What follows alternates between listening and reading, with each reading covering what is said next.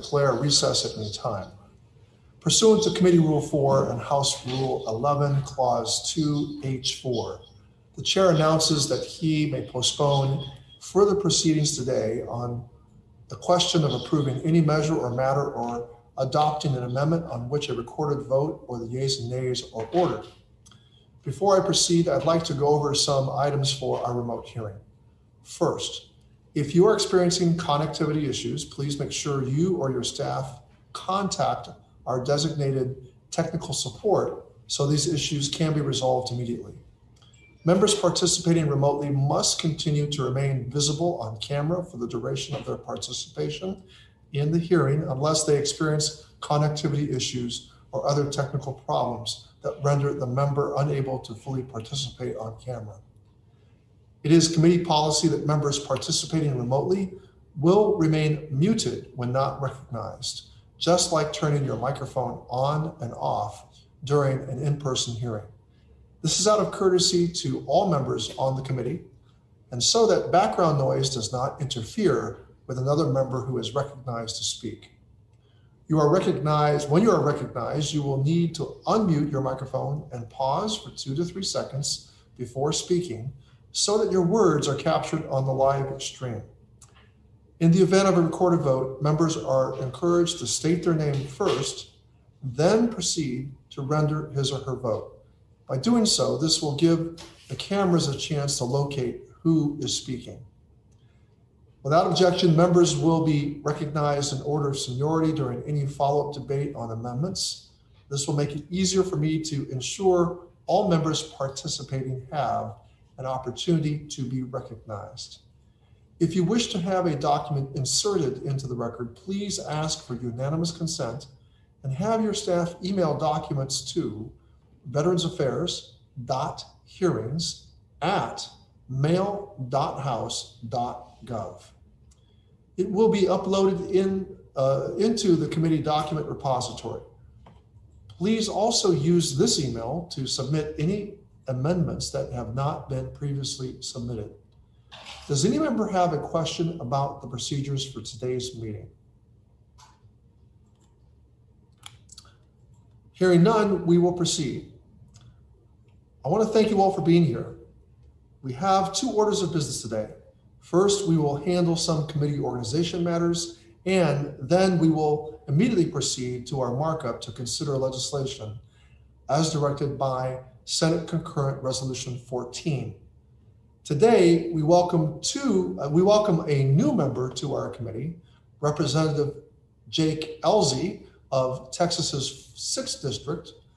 The institution, and more importantly, the family of the late Representative Ron Wright, suffered from his loss due to a tragic and untimely death from COVID-19. My heart goes out to former Representative Wright's family and to all families who have lost loved ones in the pandemic that continues to ravage our nation and the world. We are honored to welcome Representative Elzy to replace Representative Wright in Congress, and we welcome him to the committee. Representative Elzy is a graduate of the United States Naval Academy at Annapolis and served the nation with distinction as a Navy pilot for 20 years, deploying 9 times throughout his service with tours in Afghanistan and Iraq.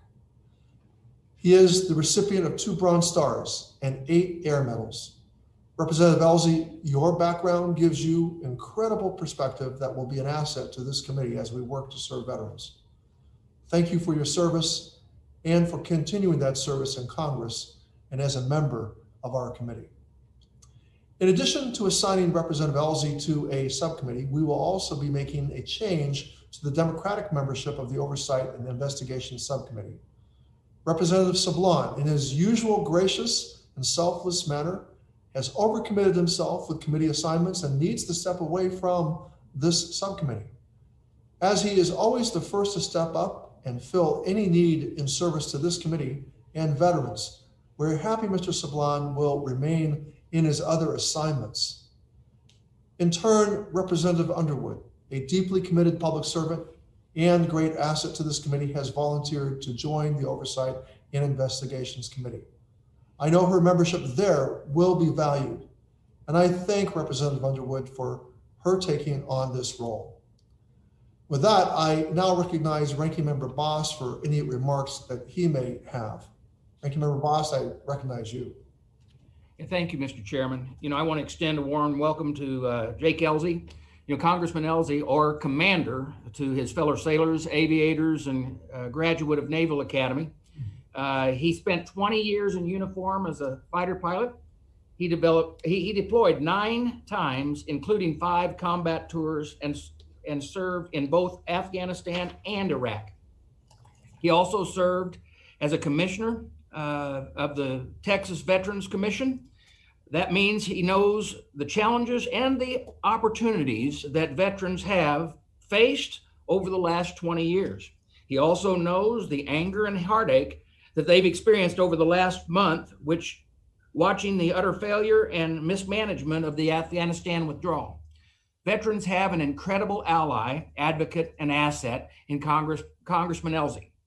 He is one of our own. I am grateful to him for bringing his experience and expertise to this committee. I look forward to working alongside with him to serve our fellow veterans and their families. And with that, Mr. Chairman, I yield back. Thank you, Ranking Member Boss, and I now recognize General Bergman for a motion. Mr. Chairman, I move to adopt the resolution assigning Representative Elsey to the Subcommittee on Disability Assistance and Memorial Affairs. Thank you, General Bergman. All those in favor say aye. Aye. Aye. Aye. Aye. Aye. All opposed say no. The ayes have it. The motion is approved. Welcome, Commander, to the Veterans Affairs Committee. I now recognize Chairman Pappas for 2 minutes. Well, thank you, Chairman Takano. I just wanted to echo your words of gratitude for Mr. Sablan and his participation on our O&I subcommittee. He was a constant presence, even from afar, and always asked insightful questions. We appreciate his efforts, and I'm pleased that Representative Underwood will be taking his place on our subcommittee. She's obviously no stranger to the work of this committee or our oversight responsibilities. So a hearty thank you to Mr. Sablan and a welcome to Ms. Underwood. I yield back. Thank you, Chairman Pappas. Vice Chairman Levin, I recognize you for a motion. Thank you, Mr. Chairman. I ask unanimous consent that Representative Sablan be permitted to step down from the Oversight and Investigation Subcommittee and Representative Underwood be assigned to the Oversight and Investigation Subcommittee. Thank you, Mr. Levin. And without objection, so ordered. With that business concluded, we will now move on from our business meeting to the full committee markup. I now recognize myself for an opening statement. Today's markup comes at a trying time for our nation and veterans. On Saturday, we reflected on the 20th anniversary of one of the most tragic days in American history, which also saw the start of a 20-year war, the effects of which we are still struggling to understand and mitigate to this day. We have all heard from veterans who are trying to process what they experienced and sacrificed for. What I can tell you is that for those who served, your service mattered to me personally, to your country, to your fellow service members. I thank you for your service. And if you need support during this time, we are here and we care. Please reach out to the Veterans Crisis Line to receive free confidential support 24/7 at 1-800-273-8255 and press 1, or text 838-255, or you can chat online at veteranscrisisline.net/chat. Mental health and other costs of war are very much on my mind. And whether you agree with the way we as a nation went to war or how we ended it, we must all recognize that the cost of war does not end when military operations cease and our service members leave the war zone. Our pact to America's veterans continues long after individual conflicts as we ease the transition to civilian life and ensure veterans can access the care and benefits they've earned and deserve. With this sacred pact on my mind, I want to note to the other members of this committee that I have begun discussions with the Senate on a package of mental health bills. And I know there are several bills that have been introduced in the House that have some great ideas in them. This committee has focused its efforts on reducing veteran suicide for several sessions of Congress. I hope that the ranking member will collaborate with me on this package and help continue this bipartisan tradition. I've instructed my staff to move quickly on putting a draft together. There are questions about the cost of this 20-year war that we have struggled to answer since its inception. But I hope we are at least wiser about the effects as the IOU on the promises we have made comes due. We cannot deliver on our promises to veterans if we do not maintain the infrastructure that provides the care and services they have earned. And that is why we are here today. I can think of no better time for this institution to provide funding to ensure VA has the resources to fulfill the promise to care for our nation's veterans than now. And I'm pleased that today's markup will direct the $18 billion set aside for VA in President Biden's Build Back Better agenda to restore veterans' faith in VA by literally rebuilding its physical infrastructure, investing in its workforce, and providing much needed updates to support structures that serve our veterans. We know that Americans strongly support investments that serve veterans, so I'm proud to deliver on this. Over the years, chronic underfunding of VA's capital asset portfolio has left the department trying to deliver 21st century healthcare in buildings designed to serve veterans who fought in World Wars I and II. That's unacceptable. The infrastructure of these buildings is failing our veterans, and the majority of Americans agree that it is time for an update. In the last few years, under both Democratic and Republican leadership, this committee has worked to expand resources for veterans in crisis, reduce veteran suicide, expand VA access for populations of underserved veterans, and ensure veterans receive timely and high-quality care. Today's legislation is directly tied to those efforts. By making a critical investment in VA, we can start rebuilding VA's capacity in terms of brick and mortar infrastructure, human capital, and the support structures that serve our nation's veterans. If we do not make these investments now, it will become increasingly difficult to deliver on the promises we've made to our veterans. President Biden's Build Back Better plan gives us the framework to do that by making serious investments in VA and finally committing resources to deliver to veterans the absolute best, most modern, and inclusive care and services possible. And with that, I recognize Ranking Member Bost for his opening statement. Ranking Member. Thank you, Chairman Takano. You know, this is the second time this year that our committee has received reconciliation instructions. And reconciliation may be the answer to weak and ineffective Democrat control, but it is not the answer to the problems facing our country, our economy, and our veterans. I said it before, and I'll say it again. Our constituents did not send us here to give only a passing glance at their hard-earned dollars going out the door. Yet, for the second time in 8 months, this is exactly what the Democrat majority in DC is doing. The bill we are considering today hands VA $18 billion. That is in addition to the almost $40 billion that the VA received for COVID relief, tens of billions of dollars of which has not been spent or touched as of yet.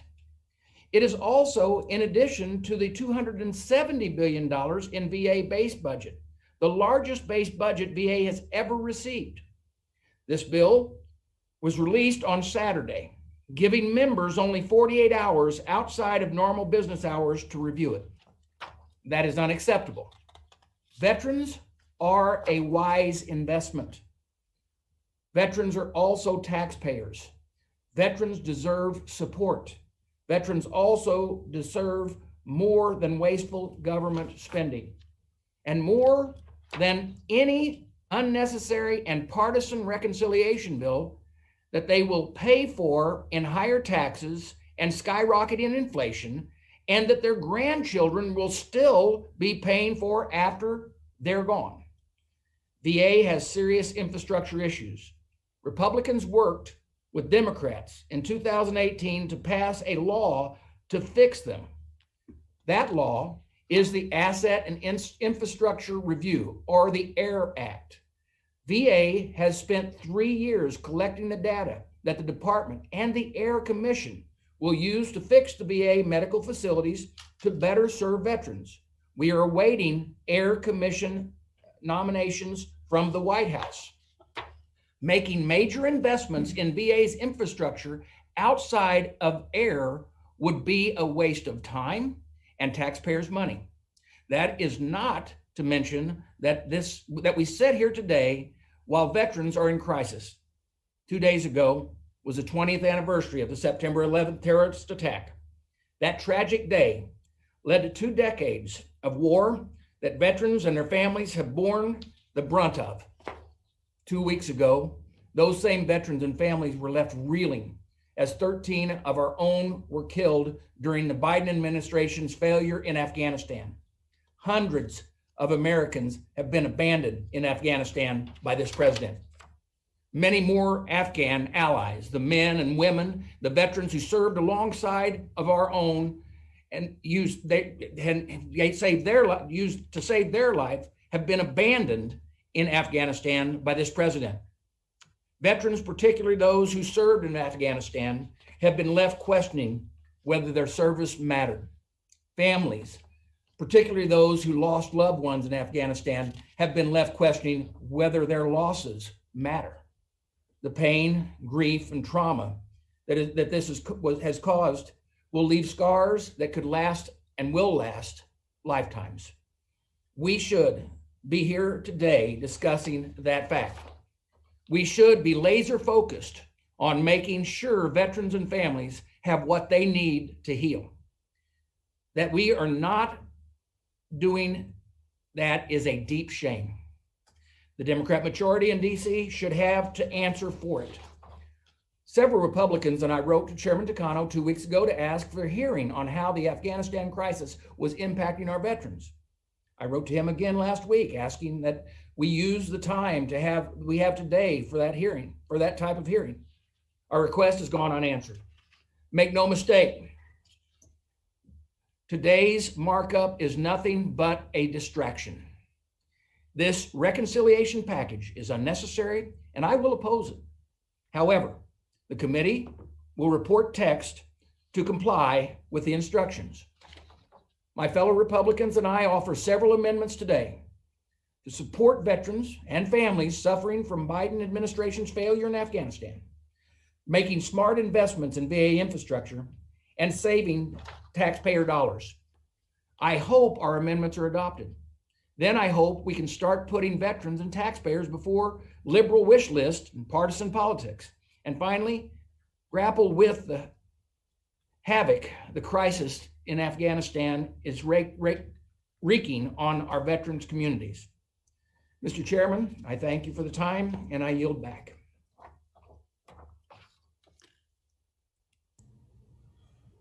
Thank you, Ranking Member Bost. Before we proceed, I'd just like to take a minute or two just to address a couple of points that the Ranking Member has raised. I have been a little perplexed by the multiple letters I've received from the Ranking Member and some of his colleagues about holding a hearing on mental health. As the Ranking Member well knows, a hearing on mental health issues has been in the works for weeks. And in fact, I hope to hold that hearing on September 9th. But the Ranking Member said he was not available, so to accommodate his schedule, I agreed to move the hearing to September 22nd. As is customary, the Ranking Member was copied on the invitation to VA on August 25th, prior to receiving the letter he signed, led by Dr. Murphy, requesting a hearing on the topic. And he was copied on all subsequent invitations that have been sent to other experts and stakeholders to testify at this hearing. I therefore am a little confused as to why these letters were asking for something the ranking member knew full well we were already planning to do. Additionally, my staff have been requesting the ranking member's staff, from the ranking member staff, to provide input on witnesses for this hearing, for the hearing on mental health, as well as today, has not, and as of today, has not been provided. At any rate, the hearing on mental health will take place next week, and I look forward to that discussion. I'm also in agreement that the recent withdrawal of military forces from Afghanistan is affecting veterans, and I have made it a priority. My staff and I have been in regular contact with the VA to ensure that they are proactive in their outreach, and we've been urging veterans to connect with one another and to take advantage of all of the resources available. I think we have more important work to do, I think we have more important work to do right now than limit our discussions only to Afghanistan. Conducting oversight is essential, but there is a limit to that. And at some point, we must do more than ask questions. We have to be decisive. Taking action means that we must ensure these important resources are available, working, and adequately meeting veterans' needs. And that cannot happen if we don't fund the critical infrastructure needed to house and support them. If there are no fatalities and no one to staff them, how can we provide these services? How can VA meet veterans' needs with facilities that have aged to the point that they can no longer safely provide effective care and benefits? We have backlogged lists of facilities that will do the very thing that you are talking about, provide mental health services. And if we don't fund them, where will veterans go? And if we don't try to address the provider shortage, who will provide the care? We must dispel with the argument that Congress is incapable of dealing with more than one issue at a time, and that is precisely our job. We must talk about mental health issues related to Afghanistan, and we will at our full committee hearing next week. But today, we will vote to fund the resources and infrastructure needed to support veterans of the past, present, and future. Veterans from all conflicts, not just those who served in Afghanistan. This committee can support veterans and fund VA infrastructure. It is not a question of either or, and today's proceedings are not a distraction. They are precisely the point of what we need to get done. So the committee will now proceed to the consideration of the Committee on Veterans Affairs legislative proposal to comply with the reconciliation directive included in section 2002 of the concurrent resolution on the budget for fiscal year 2022. The clerk will please designate the committee print. Committee print, providing for reconciliation Text was circulated in advance pursuant to committee rules. Without objection, the first reading is dispensed with, and without objection, the committee print is considered as read and open for amendment at any point. I now recognize myself to offer an amendment in the nature of a substitute. The clerk will designate the amendment in the nature of the substitute. Amendment in the nature of a substitute to the committee print offered by Mr. Takano of California. Amendment will be considered as read and considered as original text for amendment as open to amendment at any point. I now recognize myself for 5 minutes, and I urge my colleagues to support the ANS to the committee print. As I noted earlier, the Build Back Better agenda includes resources to invest in our veterans and the infrastructure that serves them. I want to point out the key elements of the recommendations for those investments. First, we provide $15.2 billion in resources for VA's capital investment portfolio. This is the brick and mortar investment that will allow VA to replace aging facilities and make improvements to existing ones. If we want VA to deliver 21st century care, we need to ensure VA has 21st century infrastructure. Second, we provide $455 million to VA to invest in a veteran-centric enhanced use lease program. This is a resource to provide additional services to veterans beyond supportive housing, and will do more by creating additional resources using underutilized spaces. Third, we are providing $1.8 billion for major medical facility leases. This is a key investment and one that I believe will truly impact veterans, including many veterans in your districts. I'm elated that we can include this investment in this package because this will truly improve access to care for many veterans. Fourth, when we talk about investments in VA, we do not spend enough time talking about human capital as an investment. We need the staff and clinicians to provide the world-class care we have promised to veterans, and this investment is a top priority of mine. And this is why I am so pleased that we could include something that I and many of you have been advocating for some time.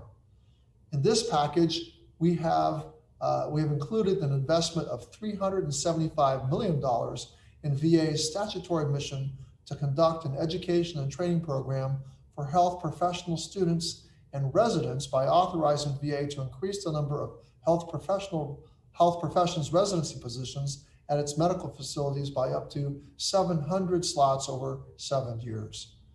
This will truly be a meaningful investment. Fifth, we are providing VA with resources of $150 million to address the backlog of unscanned veteran records. With this investment, it is VA's intention to have veteran records available on day one of the receipt of a claim at VBA. With over 1,000 claims impacted by pandemic-related backlog of records requests, this will have a real impact on thousands of veterans each year. Sixth, and finally, we have provided the VA Office of Inspector General with $15 million to carry out enhanced oversight of these investments, which will greatly aid us in our own oversight of VA's efforts to carry out the investments that we are directing them to do. This is a straightforward, necessary down payment on VA's infrastructure. It will directly benefit veterans. These are investments we must make if we want VA to continue to deliver the care and services we have asked it to provide to veterans. So I urge you to join me in supporting this effort. Thank you. Does any other member wish to be heard on the ANS? Mr. Chairman, I have an amendment to the amendment in the nature of a substitute at the desk. Hold on, Mr. Love. Before we consider I wish to be heard. anyone who wishes to be heard. Yes, I do. Sablan. Mr. Sablan, you're recognized for 5 minutes. Thank you, Mr. Chairman. Thank you for holding this hearing and for all the work that's gone into the ANS that you have introduced today. Mr. Chairman, I must say with deep regret, and I prefer that I don't have to, but I have to, that my veterans here in the Marianas are not being served by this huge package. Last week, I met with a veteran from the Mountain Division who had received, my cousin actually, whose house was one house away from my house when I growing up, who had received 5 Purple Hearts for wounded received in Iraq and Afghanistan. He said he's back home, but that it's unfortunate that he still has to go back to the mainland for services for medical services and that he needs to receive because those services are not available here. Again, I must say, Mr. Chairman, with all due respect to you and to everyone who's worked hard on this, the Marianas doesn't even have a vet center. We don't have a CBOC. We have a system here that where veterans fall through the cracks to get to their appointments in Honolulu. Because a different office needs to prepare the travel, a different office needs to make the appointment, and a different office needs to, do whatever it is that's done. I will support your ANS, Mr. Chairman, but I have to say that I am truly heartbroken in the lack of consideration that veterans, based on their zip code, are treated differently in our country. And I yield back. Thank you. Thank you, Mr. Sablan. And of course, I will continue to work with you and to work with the VA to address the needs of the people of the Northern Mariana Islands. Does any other member wish to address to be heard on the ANS before I call on members for amendments? Seeing none, Mr. Levin, I recognize you. Thank you, Chairman Takano. I do have an amendment to the amendment in the nature of a substitute at the desk. Clerk will report the amendment. Amendment to the amendment in the nature of a substitute offered by Mr. Levin. Reading of the amendment will be dispensed with. Representative Levin is recognized for 5 minutes to speak in support of his amendment. Thank you again, Mr. Chairman. I strongly support the $15.2 billion investment in VA-owned infrastructure included in the ANS, and I appreciate your inclusion of language requiring VA to take climate resiliency and the needs of underserved areas and populations into consideration when distributing these funds. My amendment would also require VA to take into consideration all infrastructure needs of its facilities, including needs not included in VA's long-range capital plan. The ANS gives VA significant flexibility in how to spend the $15.2 billion we are providing for infrastructure. VA has indicated that it will likely distribute funding using its existing infrastructure project lists included in VA's annual budget request. According to VA's Office of Asset Enterprise Management, the long-range capital plan, which is part of the budget request and outlines how VA will address infrastructure gaps in the next 10 years, is required to address all infrastructure gaps across all of VA's facilities. However, in conversations with the San Diego VA, I learned that Vision 22 arbitrarily restricts the number of projects that each facility can submit during the planning process. As a result, many urgent needs are excluded from the long-range capital plan. This discrepancy may affect facilities in Southern California, Arizona, New Mexico, and elsewhere across the country where visions are diverging from national VA policy. It places these facilities at a disadvantage compared to others and undermines VA's ability to equitably allocate infrastructure funding. However, I was glad to receive a commitment from VA today that they will address these issues, and I am very grateful for their collaboration. With that understanding, I will withdraw my amendment, but I look forward to working with the committee and VA to improve its infrastructure planning processes. Thank you, Mr. Chairman. I yield back. Thank you, Mr. Levin, and I appreciate the skill and consideration and care that you offered your amendment, and I also withdraw the amendment. I believe the way in which you proceeded achieved a very important end. So I commend you for advocating not only for the constituents of your district, but for those of us who represent constituents all throughout the Southwest. You've all done us a great favor on both sides now, I might add. It wasn't just about Democratic constituencies; it was also Republican constituencies. So you proceeded in a manner which improved, I think, the process within VA. For all. So I appreciate the spirit in which your amendment was offered and also withdrawn. Is there further debate on the amendment?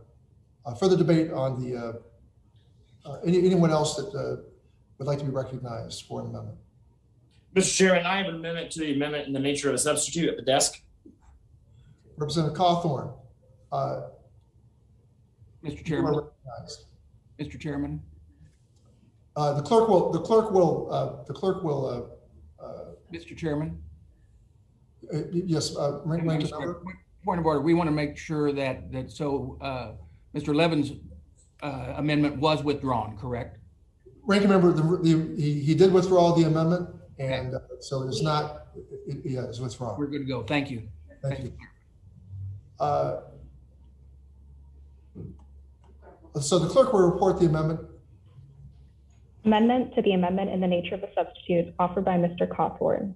Add at the end the following. The reading of the amendment will be dispensed with. Representative Cawthorn is recognized for 5 minutes in support of his amendment. Thank you, Mr. Chairman. Two things before I begin. One, I'd like to welcome Commander Elsie to this committee. We're very excited to have you. But two, actually, Chairman Takano, I would like to echo your concerns that you spoke of in the very beginning about the mental health of our veterans. I've never had the honor of getting to serve our great nation, but I do know what it is to be disabled. I know what it is to feel like I'm incapable of being in charge of my own life. And that is actually why I am so excited to bring this amendment up, because I believe this will help the mental health issues that we have going on in our country right now with our veterans. My amendment to the ANS would expand VA's automobile allowance and adaptive equipment program to allow eligible service-connected veterans the ability to acquire a second adopted vehicle 10 years after receiving their first grant. Under current law, the VA provides severely disabled veterans with the ability to receive a one-time payment of $21,488 for purchasing a vehicle to be adapted to specifically meet the veteran's needs. I will tell you, having adapted 2 vehicles on my own, I will tell you this is a very low amount of money to be able to do that. With younger veterans ending their program, we cannot continue to expect one vehicle to last a lifetime, and that is why I've introduced the amendment today. My amendment builds upon the program and gives the freedom to those severely disabled heroes to replace their adaptive automobile after 10 years, which I think is completely acceptable. And this amendment is based off the text of HR 1361, which is a bipartisan proposal introduced by our colleague and former member of this committee, Mr. Muser, along with Mr. Trone and 31 of the co-sponsors. I do want to thank the Paralyzed Veterans of America and the Wounded Warrior Project for bringing this issue before the committee and helping draft this very important amendment. Paralyzed Veterans of America said it best in their testimony before the Subcommittee on Economic Opportunity earlier this year in support of a second adaptive auto. They said, and I quote, "For an individual living with a disability, having freedom and independence boosts mental health. Relying on others for everything, especially transportation, can be frustrating, leaving veterans feeling hopeless and lowering their self-worth. Having access to an adapted vehicle allows veterans to feel stronger, build inner confidence and pride in their ability to maintain their health. They can then meet work and family obligations and attend community engagements." And now that's the end of the quote. And I think we can all agree that providing for our most severely disabled veterans is one of the most bipartisan topics in the Congress. And helping provide this transportation increases self-worth and independence, which would help the mental health that you brought up earlier, Chairman Connell. We should be investing in their success now instead of paying for some construction project that, if the VA really needs, will literally take years to come to fruition. I urge all of my colleagues to support my amendment to the amendment in the nature of a substitute and help these disabled veterans take command of their life again so that they may have a better mental health situation and may live better lives. With that, I yield back. All right, thank you, Representative Cawthorn. Laudable as the intent of your amendment is, I must urge opposition to the Cawthorn amendment. I agree with the need to fix the auto adaptability grant program, which is why I am the co-lead on Representative Fletcher Carr's for Vets Act. However, this amendment would drain over $2 billion from our medical centers, which is the entire reason for the underlying legislation. If the gentleman truly wants to fix the auto adaptability program, I urge him to join me on HR 3304, the Cars for Vets Act. VA has told us that they needed to revamp the infrastructure we depend on to serve our veterans, which is why I urge opposition to this amendment. Is there any other member who wishes to speak on the Cawthorn amendment?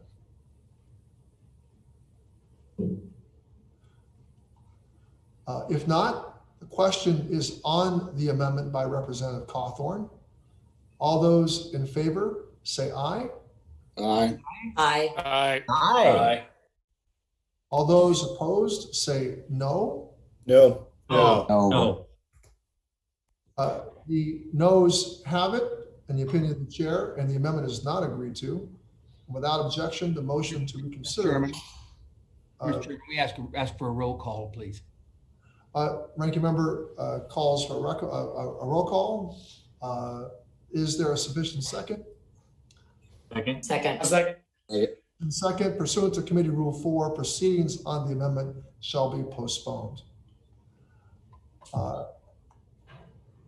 I now recognize Dr. Miller Meeks. Mr. Chairman, a point of order, if I can. Members do need to be visible on the screen in order to vote.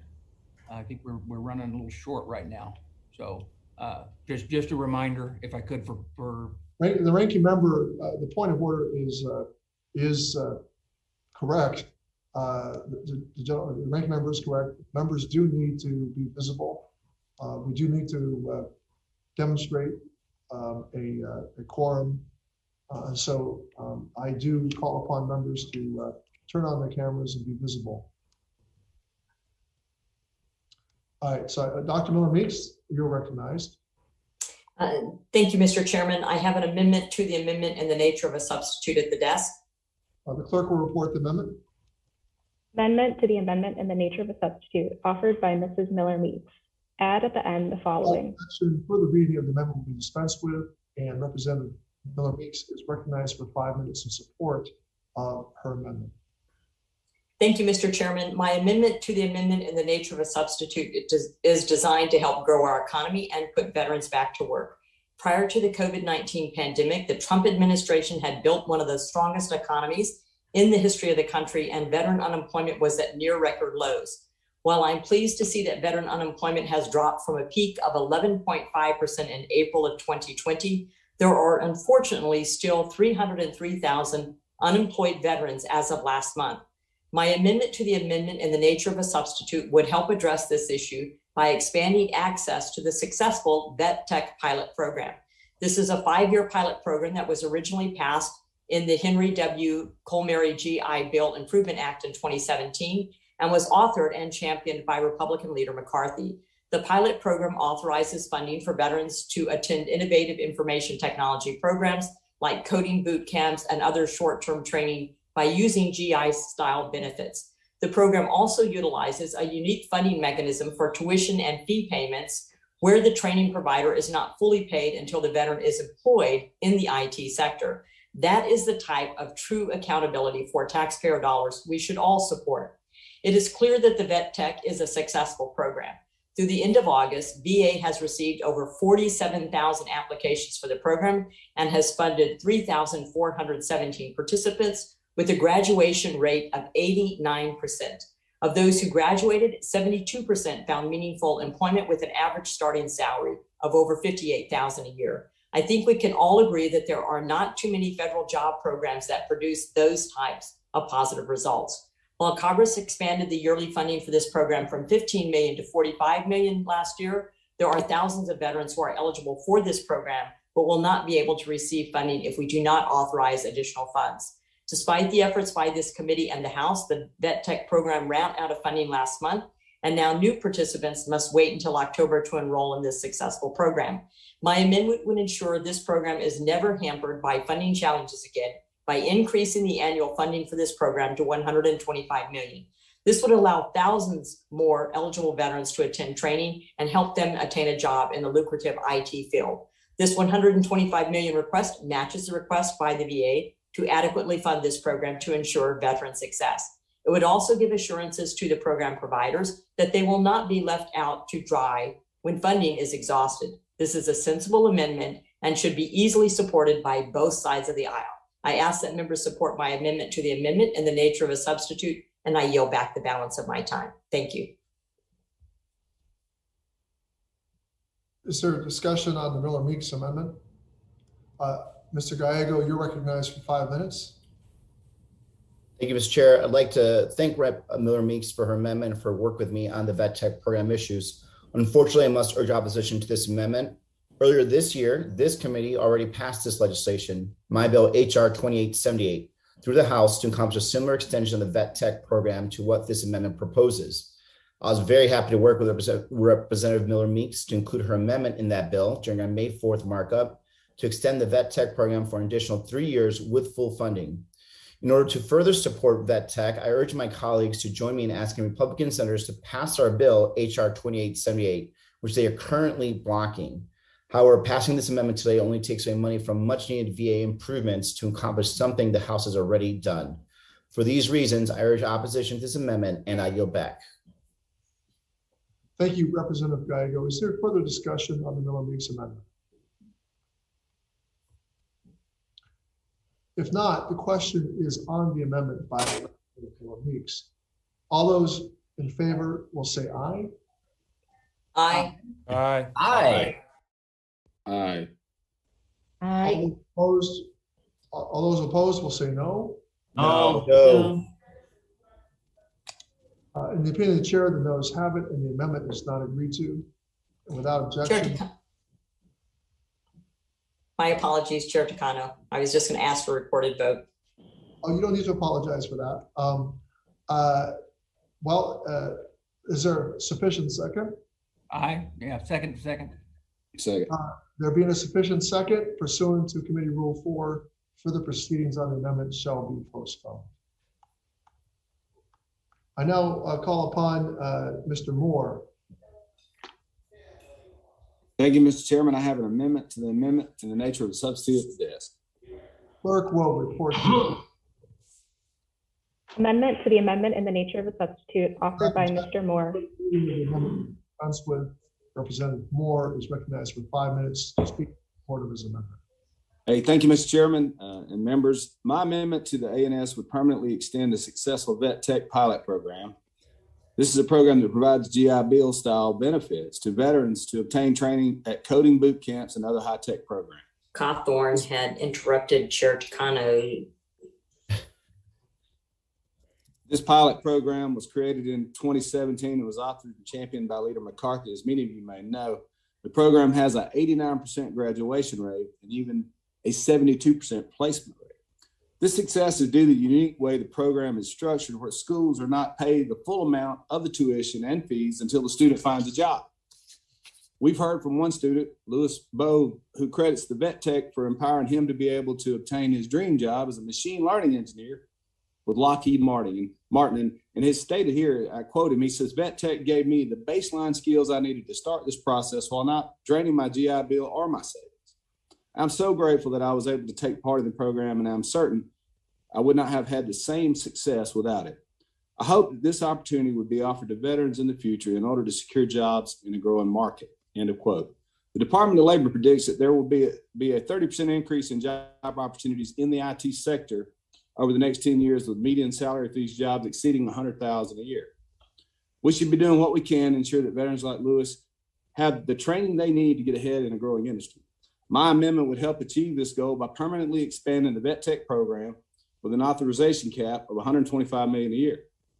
This is the funding level the VA believes is necessary to meet the demand for this popular program.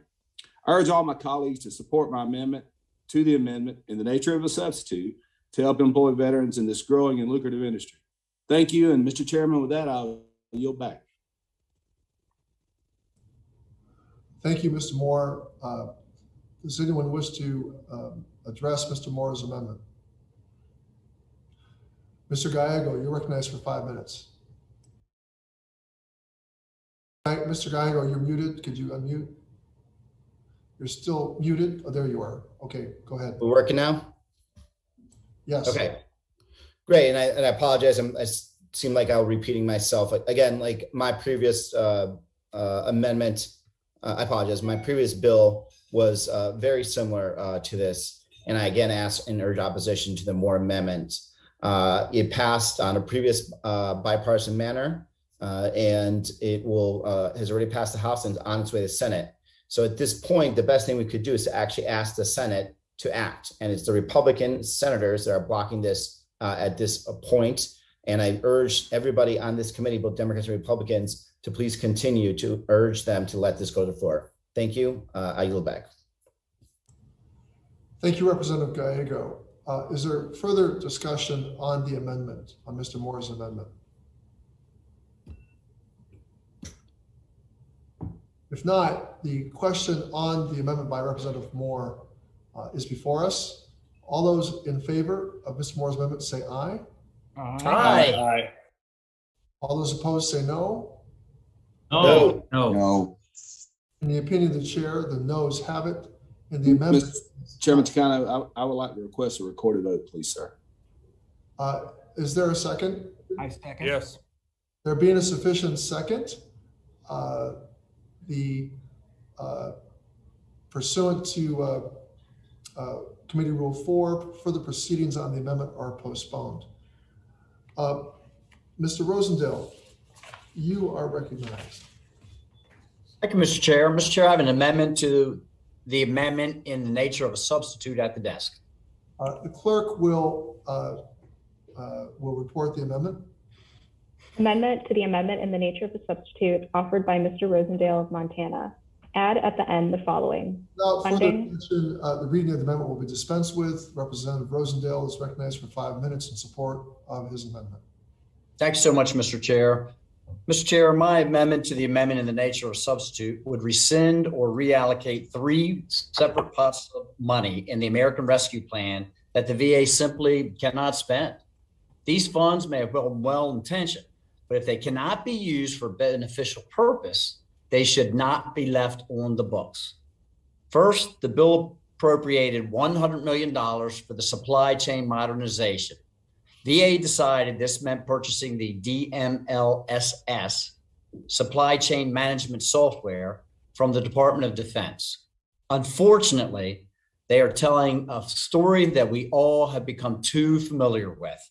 This project has barely gotten off the ground after 3 years. The software is only in use at one facility in North Chicago, and the VA recently lost a lawsuit which invalidated the original purpose for the buying DMLSS. Thankfully, this $100 million has not been touched, and it should be returned to the Treasury immediately. Second, there was $80 million appropriated to a new emergency leave fund for VA employees who run out of sick leave during the pandemic. That expires in September of 22. This fund has been in place for nearly 6 months, and according to the VA's reporting, not a single dollar has been spent. When the fund expires, its remaining balance again should go back to the Treasury. Leaving appropriated dollars lying around with no authorized purpose invites big government mischief and abuse. Finally, the American Rescue Plan created a $1 billion fund to reimburse veterans' copays during the pandemic. Copays are never charged for service-connected care. This fund expires on September 30th, 2021, 17 days from now. According to the VA's reporting, just under $240 million has been paid out. My amendment would transfer the balance of the fund as of October 1 to medical services and community care in equal amounts. The majority vastly overestimated the amount of copays to be reimbursed. I think the most effective thing to do at this point is to redirect the remaining dollars into direct patient care. I voted against the American Rescue Plan, again, because it was stuffed with unnecessary and wasteful spending. And I believe I have been proven right by the billions of dollars that remain untouched, even 6 months later. However, even if you supported the act, I hope we can address these 3 examples of excess. We can be fiscally responsible and provide our veterans with the highest quality of care by properly redirecting these funds. I urge all members to support my amendment. Mr. Chair, I yield back. Thank you, Mr. Rosendale. Does any member wish to speak to the amendment offered by Mr. Rosendale? Chairman? Ms. Capter, you're recognized for 5 minutes. Thank you, Mr. Chairman, and with sincere regard for my friend Congressman Rosendale and his desire to try to make the system work better, I must rise in opposition to the Rosendale amendment because primarily much of what is contained in the gentleman's amendment would occur automatically under existing law. Let me also offer that we very much appreciate the oversight that the Technology Modernization and Oversight and Investigation subcommittees have done on supply chain modernization. It is clear to all that VA does have a long way to go, and on that we agree. However, defunding programs that are still being executed is not what this legislation is focused on. We are here to make infrastructure investments. The Department of Veterans Affairs has not requested amendments to funding for copays and has indicated that all funds will be obligated by the end of this fiscal year. The VA has also not requested technical amendments to the leave provisions. And again, this amendment does nothing to address infrastructure that will serve veterans. If there are additional needs with co-pays or with leave, the committee surely can address them through an authorization extension in the extenders package. And for these reasons, and again, with respect for the gentleman, I urge opposition.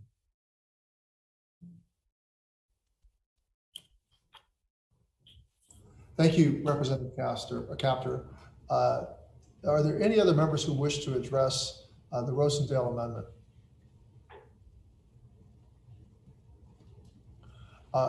If not, the question is on the amendment by Representative Rosendale. All those in favor of the Rosendale amendment say aye. Aye. All opposed say no. No. In the opinion of the chair, the noes have it, and the amendment is not agreed to. Mr. Chair, Mr. Rosendale? could I request a recorded vote, please? You can. If there's a sufficient second. Second.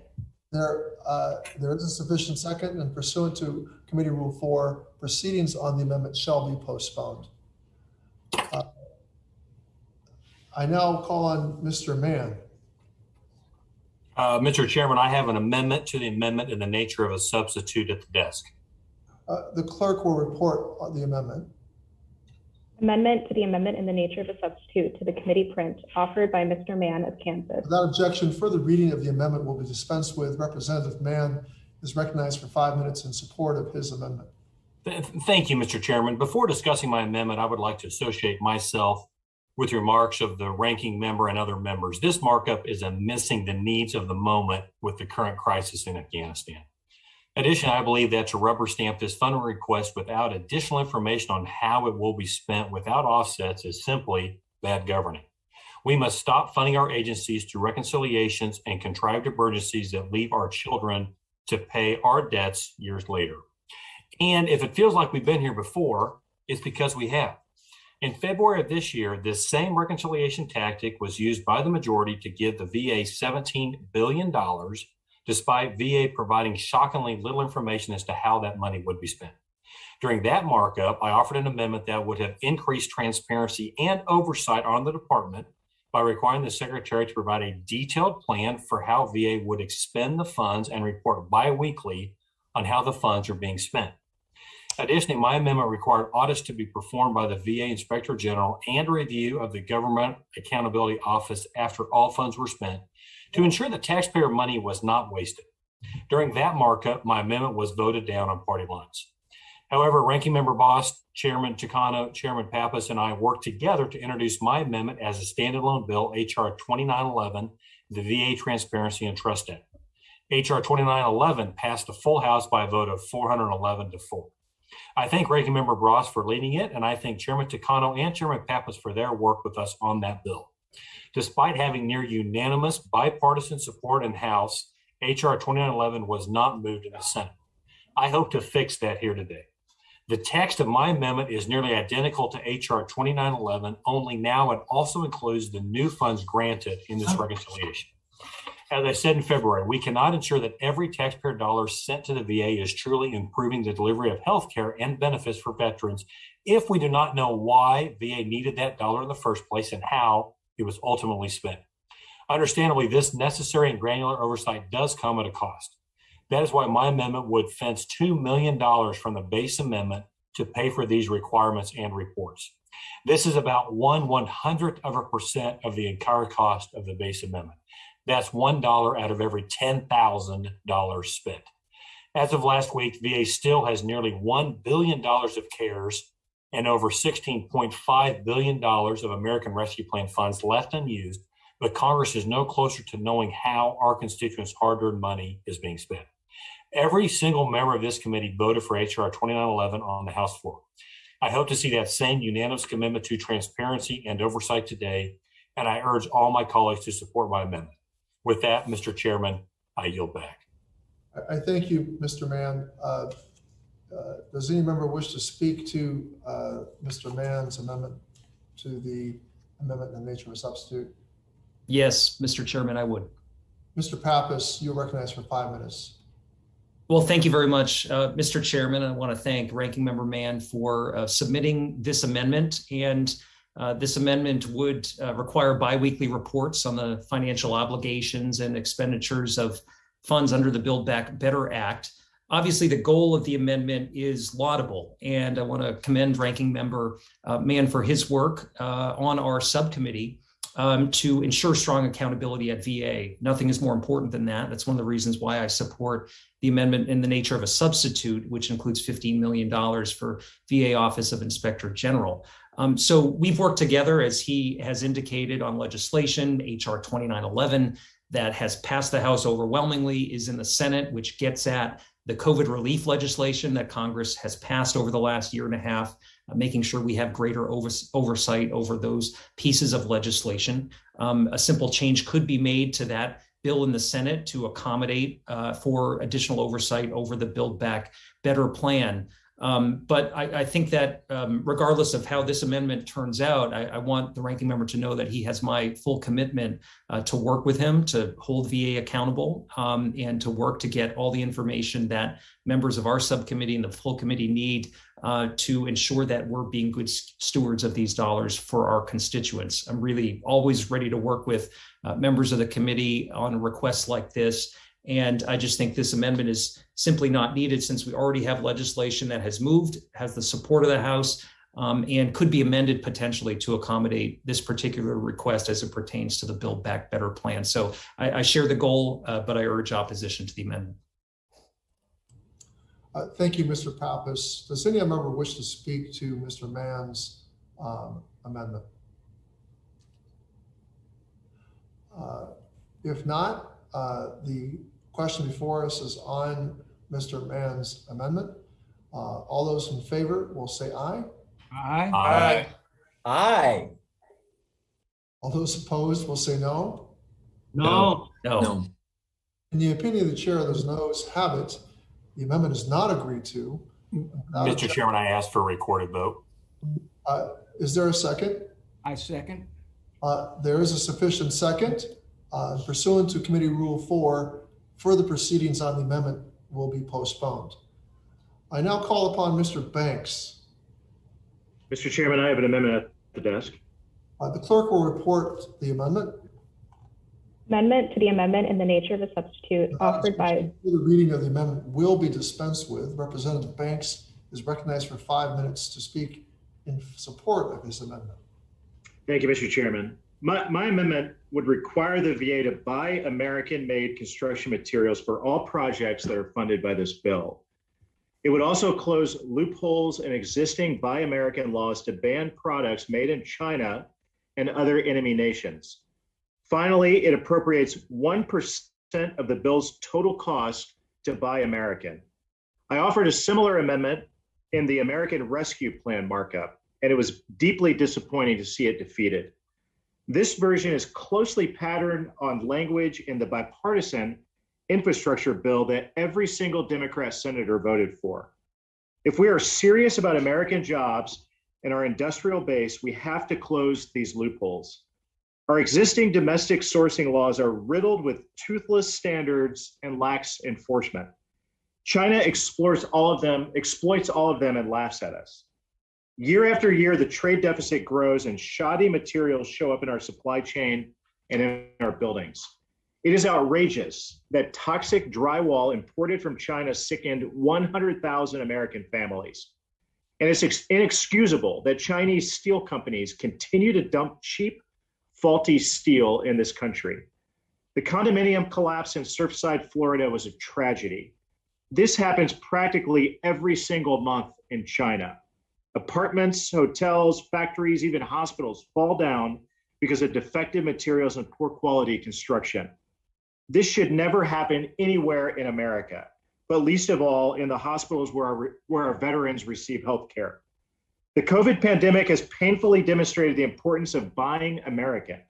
It extends beyond the defense industry into the consumer economy and the construction industry. We have to take this seriously, even if it means paying a little more for quality American-made materials. It's that simple. I urge all of my colleagues to support this amendment. With that, Mr. Chairman, I yield back. Thank you, Mr. Banks. Does any member wish to speak to Mr. Banks's amendment? Yes, I would, Mr. Chair. Mr. Pappas, you're recognized for 5 minutes. Thank you, Mr. Chairman. This amendment offered by Mr. Banks would establish new prohibitions on VA for the procurement of construction material that's manufactured outside the U.S. in projects that are funded by the Build Back Better Act. I urge my colleagues to oppose this particular amendment, but find other ways to support strong Buy American protections with respect to our federal dollars. Now, there have long been Buy American requirements for federal procurement that are already in statute. This amendment would establish new rules that only apply to VA's construction. The department would have to determine on its own a host of details regarding exception categories when adequate materials are not available domestically. And these standards for procurement would be different than other agencies currently have. If the current Buy American laws need to be changed, then standards should apply to all federal agencies, and our VA hospitals shouldn't become just a test case for this particular kind of government construction. So at the very least, these are issues and questions that certainly deserve a full review through our hearings and through work across Congress. But I urge my colleagues to vote against this particular amendment here. I yield back. Thank you, Mr. Pappas. Is there further debate on the amendment? If not, the amendment by Mr. Banks is before us. All those in favor of the Banks amendment will say aye. Aye. Aye. All those opposed will say no. No.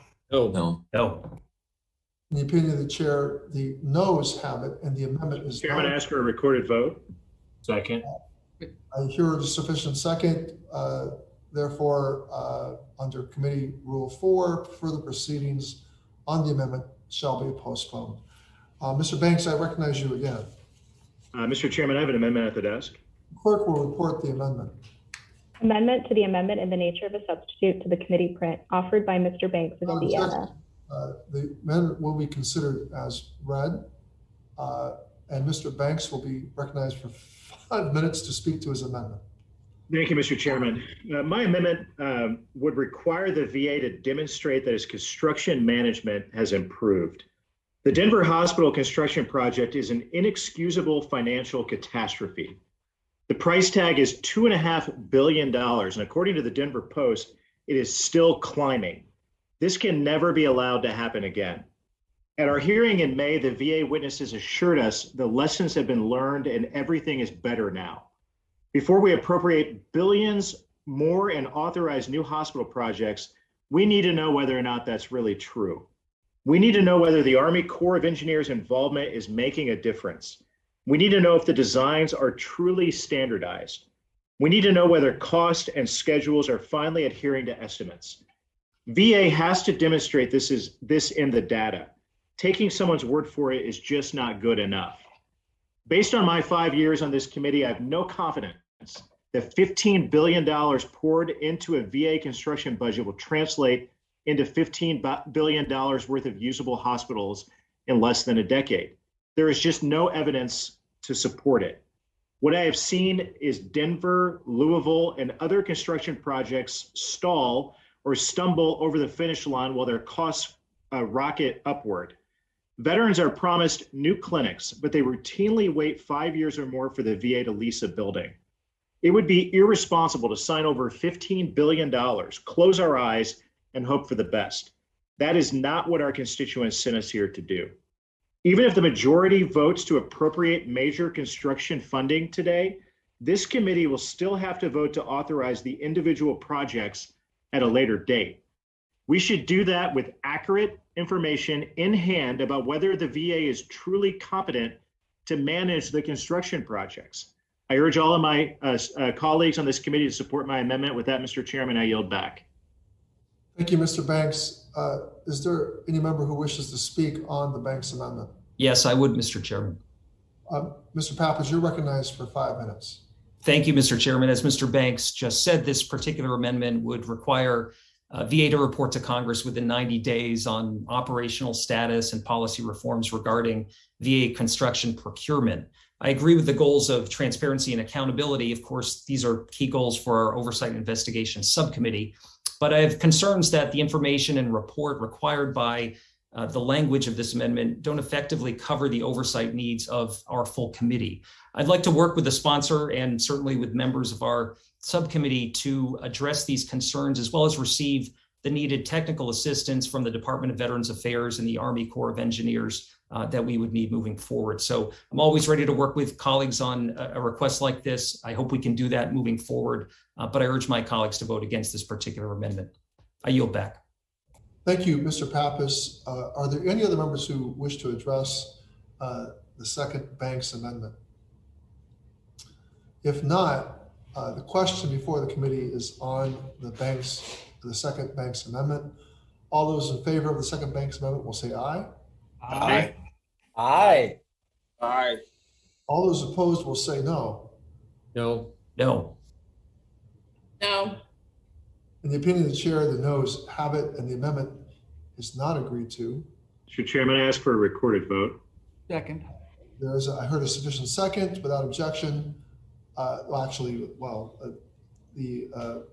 Rule 4, further proceedings on the second Banks amendment shall be postponed. I now recognize Ranking Member Bost. Hey, Mr. Chairman, I have an amendment to the amendment in the nature of a substitute at the desk. It is identified as Bost Amendment 1. The clerk will report the amendment. Amendment to the amendment in the nature of a substitute offered by... The amendment will be considered as read, and Ranking Member Bost is recognized for 5 minutes to speak to his amendment. Thank you, Mr. Chairman. My amendment would establish a commission to study eligibility for care in the VA healthcare system and recommend improvements. And questions about eligibility for VA care are central to every conversation we have as a committee about better serving veterans. When we talk about toxic exposure, we talk about eligibility. When we talk about mental health and suicide prevention, we talk about eligibility. When we talk about community care, we talk about eligibility. And yes, when we talk about infrastructure, we talk about eligibility. Yet eligibility for VA care is based on an enrollment priority group system that was created in 1996. There have only been occasional piecemeal changes since then. The work looks very different than it did 25 years ago. So does the VA healthcare system, the delivery of care, and the veterans community. How can we expect to provide the world-class care that veterans deserve from VA if we are basing policy and funding decisions on an outdated concept of who is eligible and when? We can't. That is why my amendment would establish a commission to study eligibility for VA care and recommend how to bring into the 21st century the commission would, and then the commission would be made up of a bipartisan group of veterans, experts, and healthcare management and delivery. My amendment is based on the recommendations from the Commission on Care in 2015, which was also fully bipartisan. I'm confident that it would help us make certain that the VA is able and equipped to serve today's veterans, not yesterday's. Today's veterans include veterans of Afghanistan who need our help now more than ever. Today's veterans also include the brave men and women in uniform now who are just beginning to think about their transition to civilian life and the opportunities that they may have there. For their sake, I hope the amendment has the support of every member on this committee. And with that, Mr. Chairman, I yield back. Thank you, Ranking Member Bost. Is there a member who wishes to speak on Bost Amendment number 1?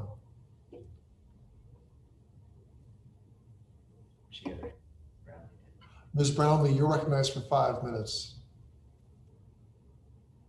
Thank you. Thank you, Mr. Chairman. Respectfully, I must urge opposition to Ranking Member Bost's amendment. The committee has considered this legislation to create a commission to examine which veterans should be eligible for VA healthcare on at least 3 occasions in the last year. The ranking member inherited this legislation from his predecessor, Dr. Phil Rowe, It was considered twice at the end of last Congress, first at a September 2020 legislative hearing, and then the committee dedicated an entire hearing to this bill in December of 2020. Most recently, the committee voted down a similar amendment that was offered by Ranking Member Bost at our July 2021 markup. This legislation is opposed by VA, numerous veteran service organizations, and other stakeholders, including Paralyzed Veterans of America, Disabled American Veterans, Veterans of Foreign Wars, and the Veterans Healthcare Policy Institute. We also must question the logic of establishing a commission on eligibility now, given how far along VA is in carrying out the market assessments that were mandated by the Mission Act and the Air Commission process that will begin early next year. Otherwise, we'll find ourselves in a situation where we're tinkering with the size and scope of VA's patient population and its needs after difficult choices about the supply of healthcare resources have already been made. For these reasons, Mr. Chairman, I urge opposition and I yield back. Thank you, Representative Brownlee. Are there any other members who wish to speak on Bost Amendment number 1? If not, the question before the committee is on ranking on Bost Amendment number 1. All those in favor of Bost Amendment number 1 will say aye. Aye. Aye. All those opposed will say no. No. No. In the opinion of the chair, the noes have it. And Mr. Chair, I request a roll call. is there a Second. Under Rule 4 of the committee, the final consideration of Bost Amendment number 1 will be postponed. I now recognize Ranking Member Bost again for Bost Amendment number 2. Thank you, Mr. Chairman. I have an amendment to the amendment in the nature of a substitute at the desk is identified as Bost Amendment number 2. The clerk will report the amendment. Amendment to the amendment in the nature of a substitute to the committee print offered by Mr. Bost. The reading of the amendment will be dispensed with, and Representative Bost is recognized for 5 minutes in support of his amendment. Thank you, Mr. Chairman. My amendment would require VA to explore the benefits of on-site medical waste management in VA medical facilities and expand its use within the VA healthcare system. On-site medical waste management can improve infection control and emergency preparedness while reducing cost. On-site medical waste management is also environmentally friendly, which I know is an important priority for many of my colleagues. My amendment would help ensure that on-site medical waste management is more widely used in the VA medical facilities to better serve veterans and taxpayers alike. So I urge all members to support my amendment. And with that, Mr. Chairman, I yield back. Thank you, Ranking Member Bost. Does any member wish to speak on Bost Amendment number 2? Chairman Takano, Congressman Mervan. Representative Mervan, you're recognized for 5 minutes. I must urge opposition to Ranking Member Bost's amendment. While I appreciate the Ranking Member's interest in this issue, I will note my serious concerns about the amount of funding that has been assigned to it. This opposition is based on the previous CBO score from the 115th Congress, in which they indicated they were unable to provide a reliable estimate because of the cost of disposing of regulated medical waste varies based on state and local laws and regulations. In the same report, CBO noted VA spent roughly $10 million to dispose of regulated medical waste in 2017 alone. I think this is a topic that warrants continued conversation after the markup and would seek to see it added to the next possible legislative hearing agenda for the Oversight and Investigation Subcommittee, where a standalone bill on this issue was referred earlier in this Congress.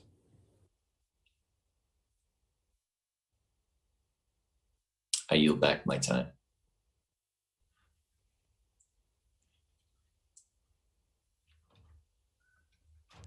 Thank you, Representative Mervan. Is there any other member who wishes to speak on Bost Amendment number 2? If not, the question is on the amendment by Ranking Member Boss on his second amendment number 2. All those in favor will say aye. Aye. Aye. All those opposed will say no. No. No. Aye. In the opinion of the chair, the noes have it and the amendment is not agreed to. Chair, I request a recorded roll call. Vote. Second. There's a second. There being a sufficient second, under Rule 4, further proceedings on the amendment are postponed. Ranking Member Boss, you're recognized again. Mr. Chairman, I have an amendment to the nature of substitute. Does it designate as Boss Amendment number 3 at the desk? The clerk will report the amendment. Amendment to the amendment in the nature of a substitute offered by Mr. Boss. The reading of the amendment will be dispensed with, and Ranking Member Boss is recognized to speak in favor of his amendment.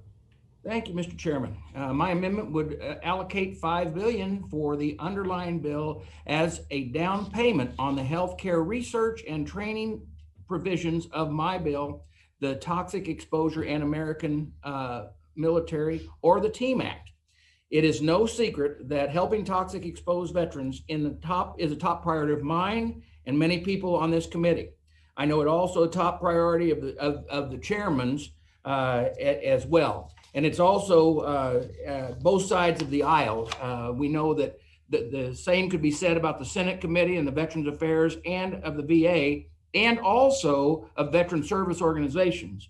You would think that a bipartisan, bicameral community support like that, that would be much further along than we actually are in finding a solution to providing the care and benefits to the toxic exposed veterans. There are many reasons why we are not at this time, but we have waited to get this information we need from the VA.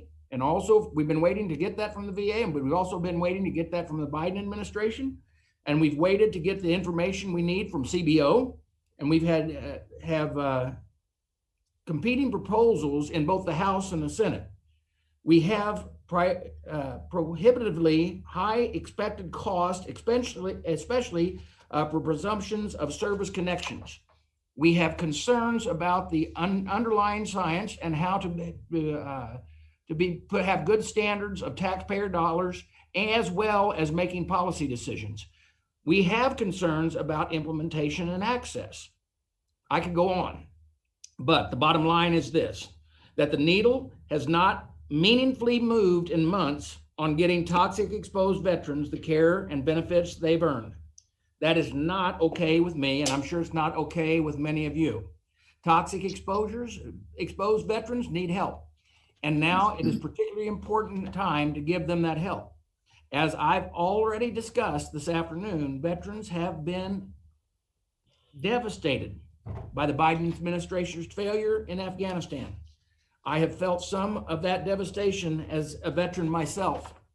We need to act to provide for the implement needs of the immediate needs of veterans and families who are under stress because of the Afghanistan crisis. We also need to show these veterans that their service matters, that their sacrifices were not in vain, and that the government they fought for will have their backs long after the time in uniform is over. Many toxic exposed veterans served in Afghanistan around burn pits and other toxins. If we're going to hand VA an extra $18 billion, let's be sure at least some of that money is spent on them. My amendment would do that by ensuring that toxic exposed veterans, which may include those who served in Afghanistan, are eligible to receive care in the VA healthcare system for toxic exposure. It would also ensure that VA providers are well trained in identifying and treating toxic exposures. It would also provide for ongoing research and study regarding toxic exposures. As I've said earlier, the amendment contains provisions of my bill, the TEAM Act. The TEAM Act is bipartisan and supported by dozens of veterans and military service organizations. I hope that my amendment will have the benefit of similar support today.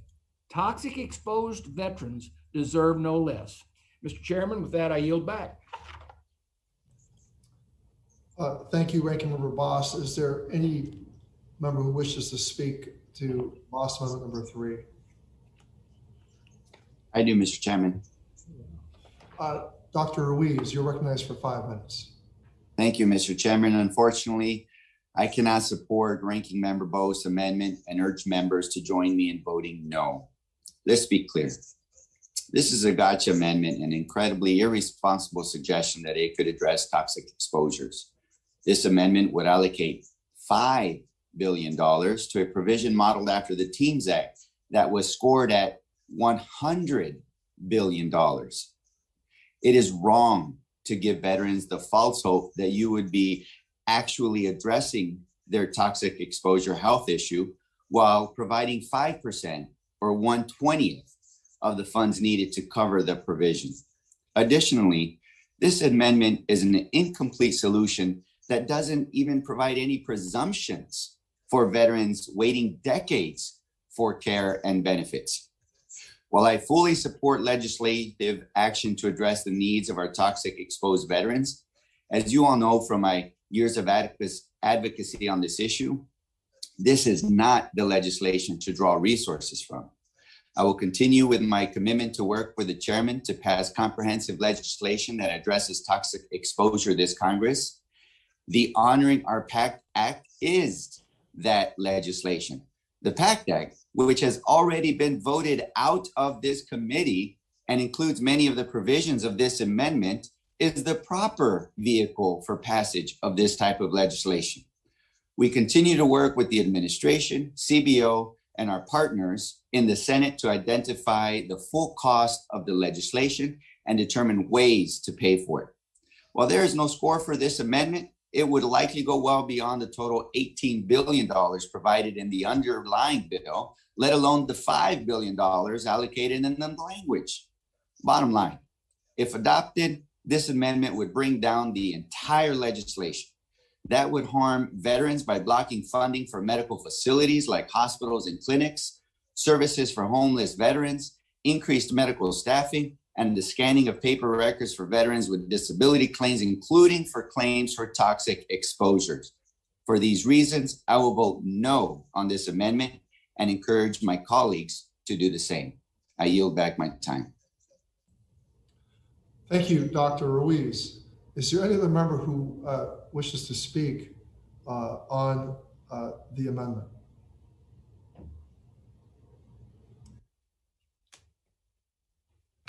If not, the question is on the amendment by Representative Boss Amendment number 3. All those in favor of the amendment, please say aye. Aye. Aye. Aye. Any opposed, say no. No. No. No. In the opinion of the chair, the noes have it, and the amendment is not agreed to. Chairman, I do request a roll call vote. Second. Sufficient second has been heard. Pursuant to Committee Rule 4, further proceedings on the amendment shall be postponed. I now recognize General Bergman. Mr. Chairman, I have an amendment to the amendment in the nature of a substitute at the desk. The clerk will report the amendment. Amendment to the amendment in the nature of a substitute offered by Mr. Bergman. Reading of the amendment will be dispensed with. Representative General Bergman is recognized for 5 minutes to speak in support of this amendment. Thank you, Mr. Chairman. My amendment would limit major construction funding in the underlying bill to projects that are recommended by the Asset and Infrastructure Review, or AIR Commission. This amendment is common sense and would benefit both veterans and taxpayers. I was proud to support the AIR Act 3 years ago when it was signed into law as part of the Mission Act. AIR was carefully crafted through regular order and had widespread support from lawmakers on both sides of the aisle, as well as the veteran service organizations who played a key role in drafting it. VA's infrastructure problems are vast. There is no easy overnight solution to solving them. VA medical facilities are not only outdated, falling behind private sector medical facilities by many decades, but they are also misaligned with the veterans they need and supposed to be serving. There are many places that need more or different facilities. There may be some places that need fewer facilities. That is why money alone is not the answer. The AIR Act was based on a recommendation from the Bipartisan Commission on Care. It established a transparent, objective, data-driven process to collect input from subject matter experts, statisticians, veterans groups, local communities, VA employees, and veterans themselves. That input will be used to recommend how VA medical facilities could be updated, realigned, and brought into the 21st century so that veterans are better cared for. We are 3 years into the AIR Act process, and it is at a critical juncture. We are awaiting AIR Commission nominations from the White House, and the VA is preparing recommendations for the Commission to consider. It would be foolish and a foolish waste of time and money to make major investments in VA medical facilities outside of AIR. Why would we spend millions of dollars on a facility that VA and the AIR Commission could recommend for closure or change in short order? In military terms, this is a ready, fire, aim sequence. That is now not how we care for the men and women who have served. And that is not how we show that we are responsible, worthy stewards of taxpayers' hard-earned money. I hope my amendment is adopted with bipartisan support. With that, I yield back. Thank you, General Bergman. Is there any member who wishes to speak on the Bergman amendment? Mr. Chairman. Representative Levin, you're recognized for 5 minutes. Thank you, Mr. Chairman. I appreciate much of what General Bergman just said, but must urge opposition to Bergman Amendment number 1, which would, as he said, only allow VA to fund major construction projects that are in keeping with the recommendations of the Asset and Infrastructure Review Commission, or AIR Commission, that was created under the VA Mission Act of 2018. The AIR Commission has yet to be named, and the Commission's recommendations will not be transmitted to the President until January of 2023. Given the historic severity of underfunding as it relates to VA's capital assets, we cannot afford to wait until the AIR Commission provides recommendations to Congress and the White House. Major construction to address already identified long-standing needs in areas such as veterans' mental health, long-term care, and spinal cord injury should not be delayed any further. If we're going to build back veterans' trust in VA, we have to start by making serious investments in the outdated infrastructure meant to serve them, and we have to start now. For these reasons, I urge opposition, and Mr. Chairman, I yield back. Thank you, Representative Levin. Are there any other members who wish to speak to the Bergman amendment? And if not, the question before the committee is the Bergman Amendment number 1. All those in favor will say aye. Aye. Aye. Aye. All those opposed will say no. No. No. The opinion of the chair, the noes have it. Mr. Chairman, I request a recorded vote. Second. There is a sufficient second, and pursuant to Committee Rule 4, further proceedings on the amendment shall be postponed. I now recognize General Bergman again. Mr. Chairman, I have an amendment to the amendment in the nature of a substitute at the desk. The clerk will report the amendment. Amendment to the amendment in the nature of a substitute. Reading of the amendment will be dispensed with, and Representative Bergman is recognized for 5 minutes in support of the amendment. Thank you, Mr. Chairman. My amendment would fence $100 million in the underlying bill to meet the acute mental health needs of the veterans and families who are in crisis due to the Biden administration's complete failure in Afghanistan. Specifically, it would allocate $50 million to support the Veterans Crisis Line, which has experienced a significant surge in calls, texts, and chats from veterans in need over the last month. In fact, I personally attended a couple of VFW meetings here at the request of veterans. It would also allocate $50 million to support and expedite the implementation of a community-based suicide prevention grant program that I was proud to sponsor last Congress and get included in the Commander John Scott Hannon Veterans Mental Health Care Improvement Act, which was signed into law almost a year ago. As Ranking Member Bost said in his opening statement, it is shameful that we are here today in the VA committee discussing yet another unnecessary liberal spending package when there is an active crisis in the veterans community that requires our attention. The terrorist attack on American soil on 9/11/2001 changed our nation and our world forever. No one knows that better than my fellow veterans and their families. For 2 decades following that tragic day, brave American men and women have served in Afghanistan. They protected our homeland and the right of the Afghan people to live free from tyranny, fear, and oppression. Some of them never made it home. That is why it has been so painful for veterans and families to watch the events of the last month unfold. It has caused them to relive difficult memories. It has caused them to question, in some cases, the merits of their service. It has caused them to mourn all over again for lost friends and family members. It has caused them to fear for the fates of the Americans and the Afghan allies who were left behind. We are already seeing signs of this toll that this has taken on the veteran community. We should have no higher priority in this committee than ensuring our veterans and families are cared for in the midst of this tragedy. Republicans have been calling for an oversight hearing on how the failure in Afghanistan is impacting our veterans and their families. I pray that you will heed our call soon, Mr. Chairman. We need to hear from Secretary McDonough, Afghan veterans and veterans groups. We need to make sure, without a doubt, that every resource is available to support veterans and families in need. In the meantime, the very least we can do is to adopt my amendment today to provide additional support to the Veterans Crisis Line, the first line of defense for veterans who are struggling, and to ensure community support is available to those at risk of suicide as soon as possible.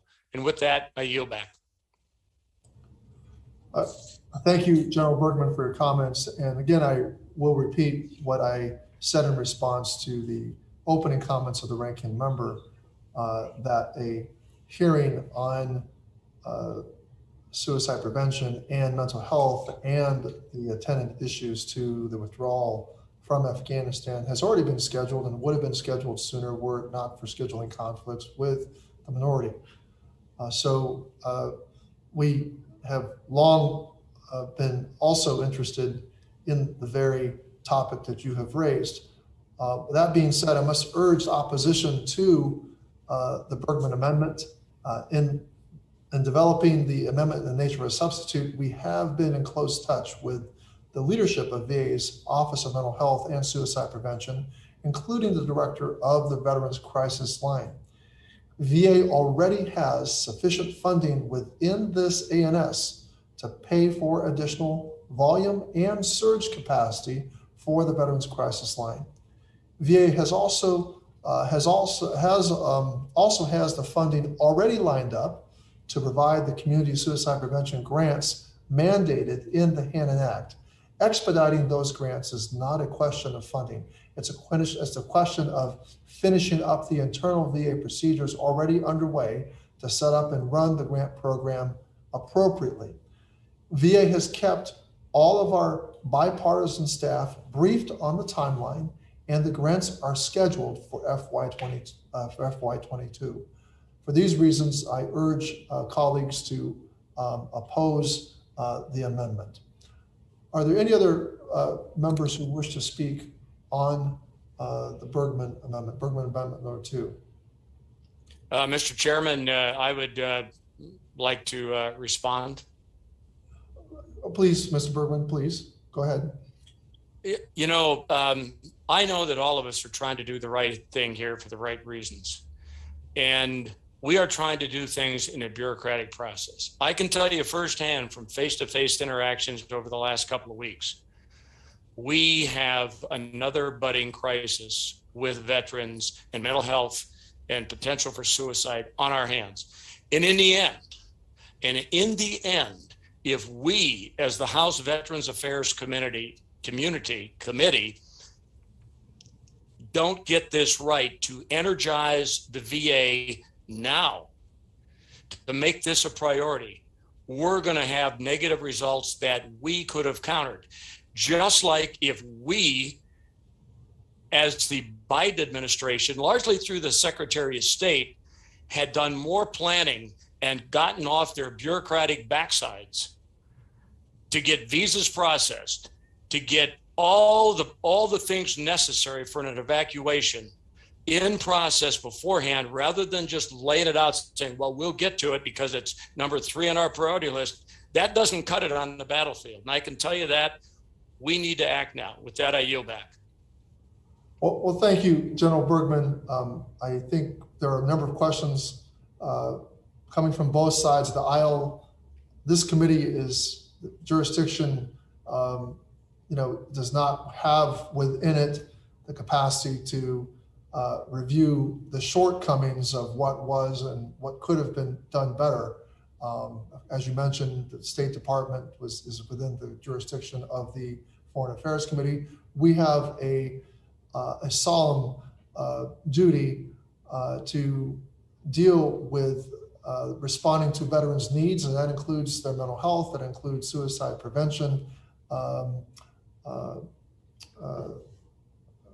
offerings from the Veterans Affairs Department, from the Veterans Department. And as I said, we were in the process of scheduling a hearing much sooner, but for conflicts with the minority schedule, and we still have not received advice on who the minority witness will be at the hearing that we have scheduled.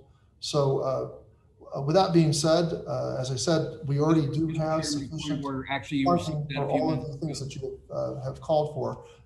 And so if there are no other, if there's any other members who wish to speak to the Bergman amendment,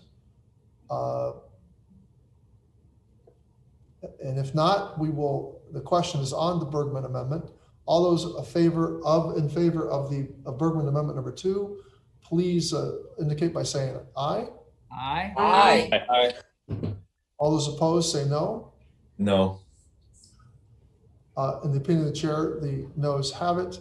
Mr. Chair, the amendment is not agreed. Mr. Chairman, we ask for a roll call. Sufficient second has been heard, and pursuant to Committee Rule 4, further proceedings on the amendment shall be postponed.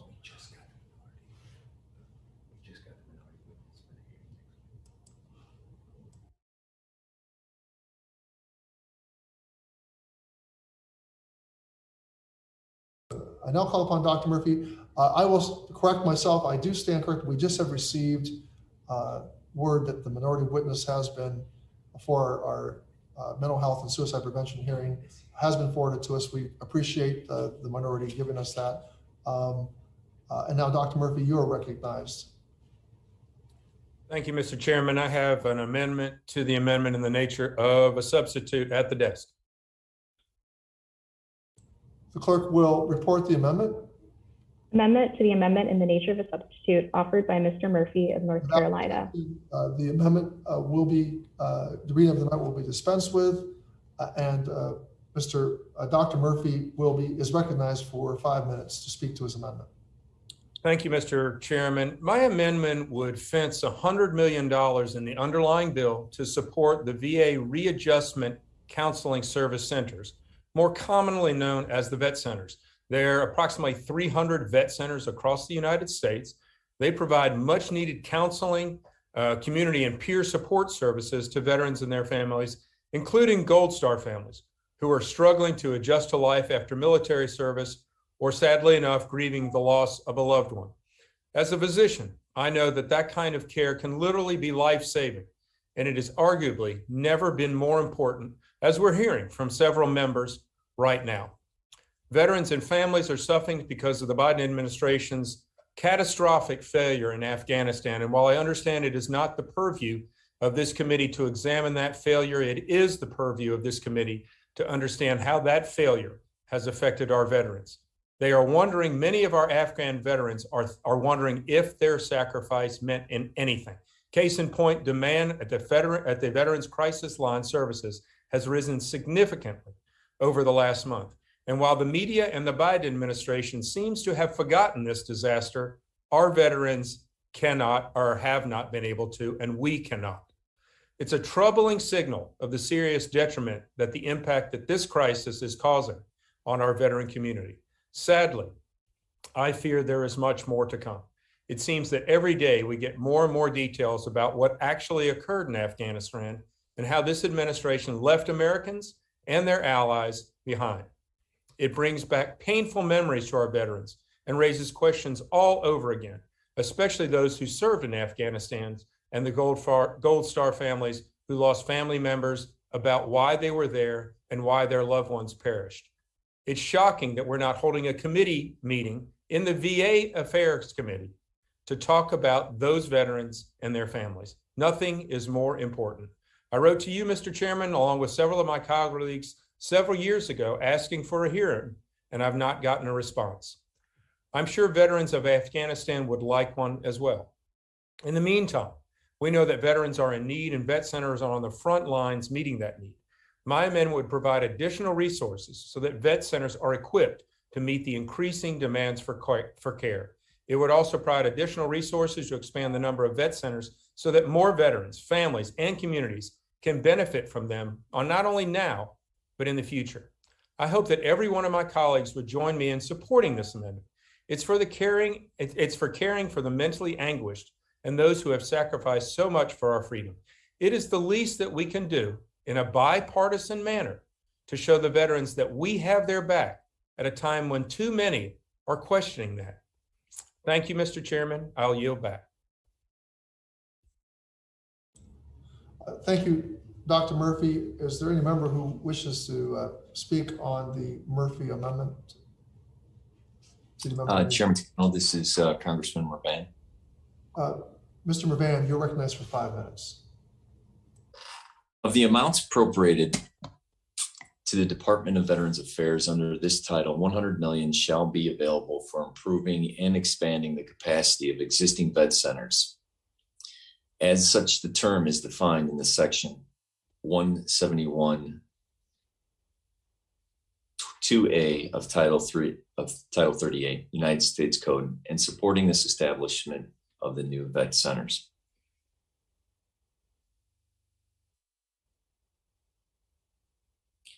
With that amendment, I must urge opposition to the Murphy Amendment. Committee majority members and the staff have talked at length with the VA's Readjustment Counseling Center leadership, and there is already sufficient funding within the ANS to pay for the expanding and the number of vet centers and staffing them to meet the increased demand. For this reason, I urge opposition.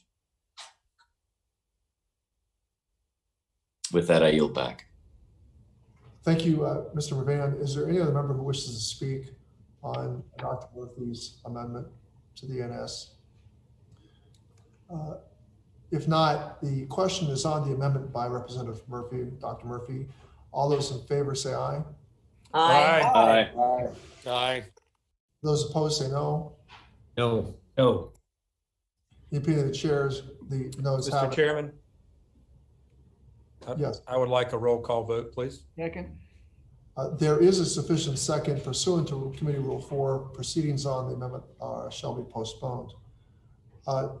Mr. Elsie, you are recognized.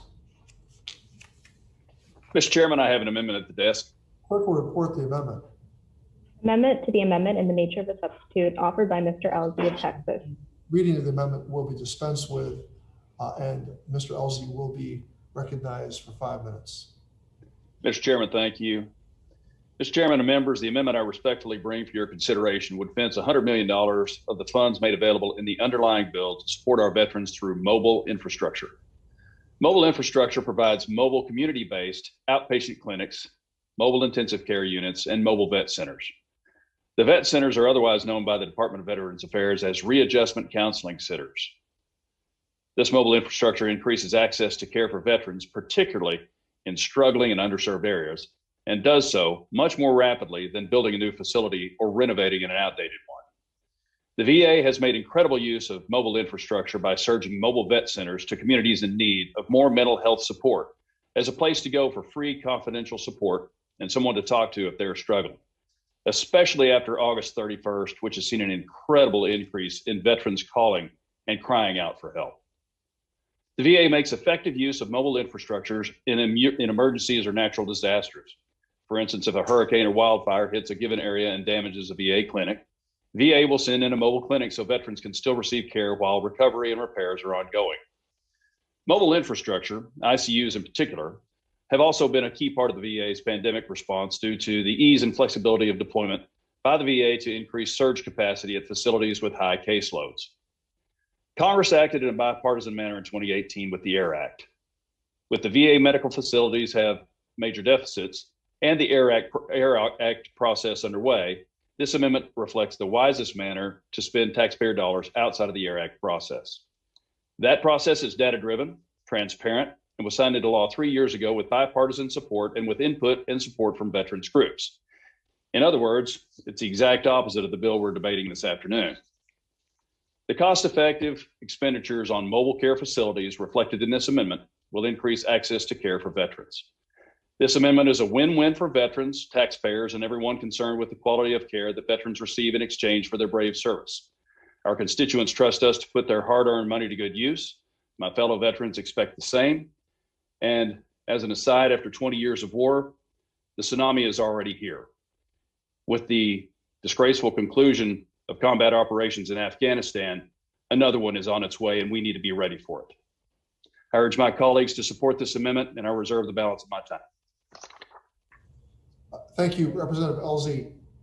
Is there any member who wishes to speak on the Elsie amendment? Mr. Chairman. Mr. Levin, you're recognized for 5 minutes. Thank you, Mr. Chairman. I welcome Mr. Elsie to the committee and look forward to working with him. But I must urge opposition to the Elsie amendment. What we're trying to do with this measure is to make extraordinary long overdue investments in infrastructure that VA needs to deliver care now and in the future. A significant portion of VA medical facilities are over 50 years old, making it difficult not only to deliver state-of-the-art healthcare to veterans, but also to keep up with the growing demand for care and services. Well, I certainly understand the value of mobile assets such as mobile intensive care units, community-based outpatient clinics, and vet centers. We need to seize this opportunity to make more significant resource investments in brick and mortar VA facilities, which have been neglected for generations. For these reasons, I must urge opposition. However, I believe many of us would be willing to work with our newest colleague, Mr. Elsie, in the future to ensure that additional mobile assets are funded through the regular appropriations process. It's important for VA to be able to meet veterans where they are, and we should work closely with the department to determine what level of investment is needed in mobile ICUs, C-box, and vet centers. Thank you, Mr. Chairman. I yield back. Thank you, Mr. Levin. Does any other member wish to speak on the Elsie amendment? If not, the question is on the amendment by Representative Elsie. All those in favor will say aye. Aye. Aye. Aye. All those opposed will say no. No. No. In the opinion of the chair, the noes have it, and the amendment is not agreed to. Mr. Chairman, request a record vote. Second. Second. There is a sufficient second, and pursuant to Committee Rule 4, further proceedings on the amendment shall be postponed. I will now recognize Ms. Radewagen.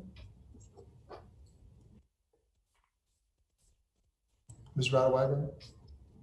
Thank you, Mr. Chairman. I have an amendment at the desk. The clerk will report the amendment. Amendment to the amendment in the nature of a substitute offered by Mrs. Radewagen.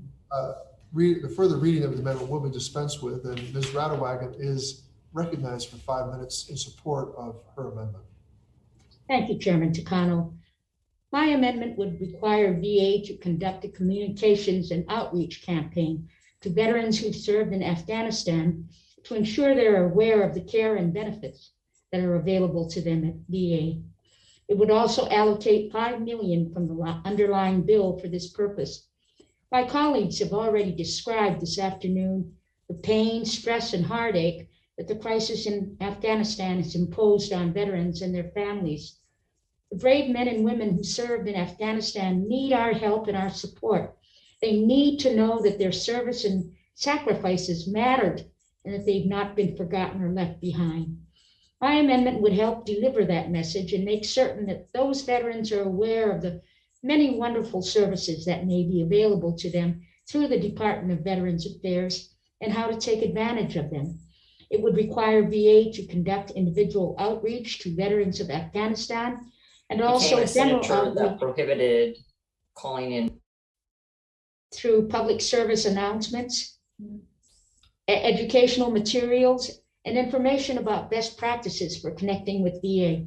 I hope that my amendment will have the support of every member of this committee, Republican and Democrat alike, and send a strong bipartisan message of support and encouragement to the Afghanistan veterans that I know are all at the front of our minds during this difficult time. With that, Mr. Chairman, I yield back. Thank you, Ms. Radewagen. Does any member wish to speak to the Radewagen amendment?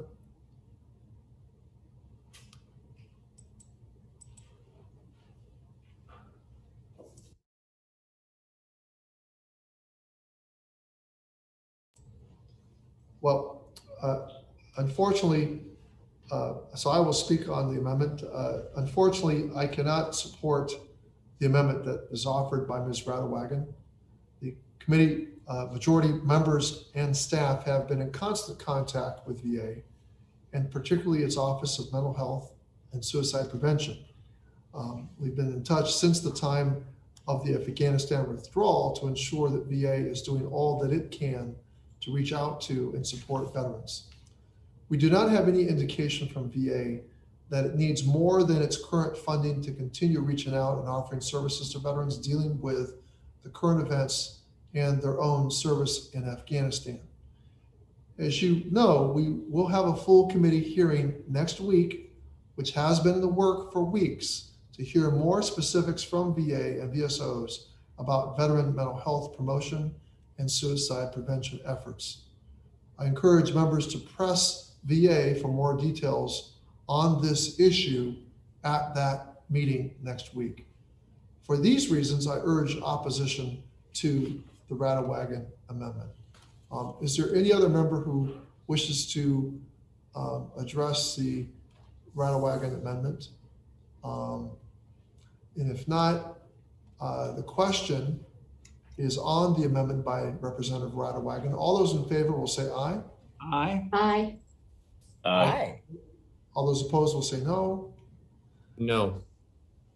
In the opinion of the chair, the noes have it and the amendment is not agreed to. And without objection. I request a roll call. Second. Mr. Chairman, I ask for a recorded vote. There being a sufficient second under Rule 4 of the committee, further proceedings on the amendment are postponed. I now recognize Ms. Mace. Ms. Mace? Thank you, Mr. Chairman. I do have an amendment at the desk. The clerk will report the amendment. Amendment to the amendment in the nature of a substitute offered by Ms. Mace of South Carolina. Without objection, further reading of the amendment will be dispensed with, and Representative Mace is recognized for 5 minutes in support of her amendment. Thank you, Chairman Takano, and welcome Representative Elsie to the VA Committee, or HVAC.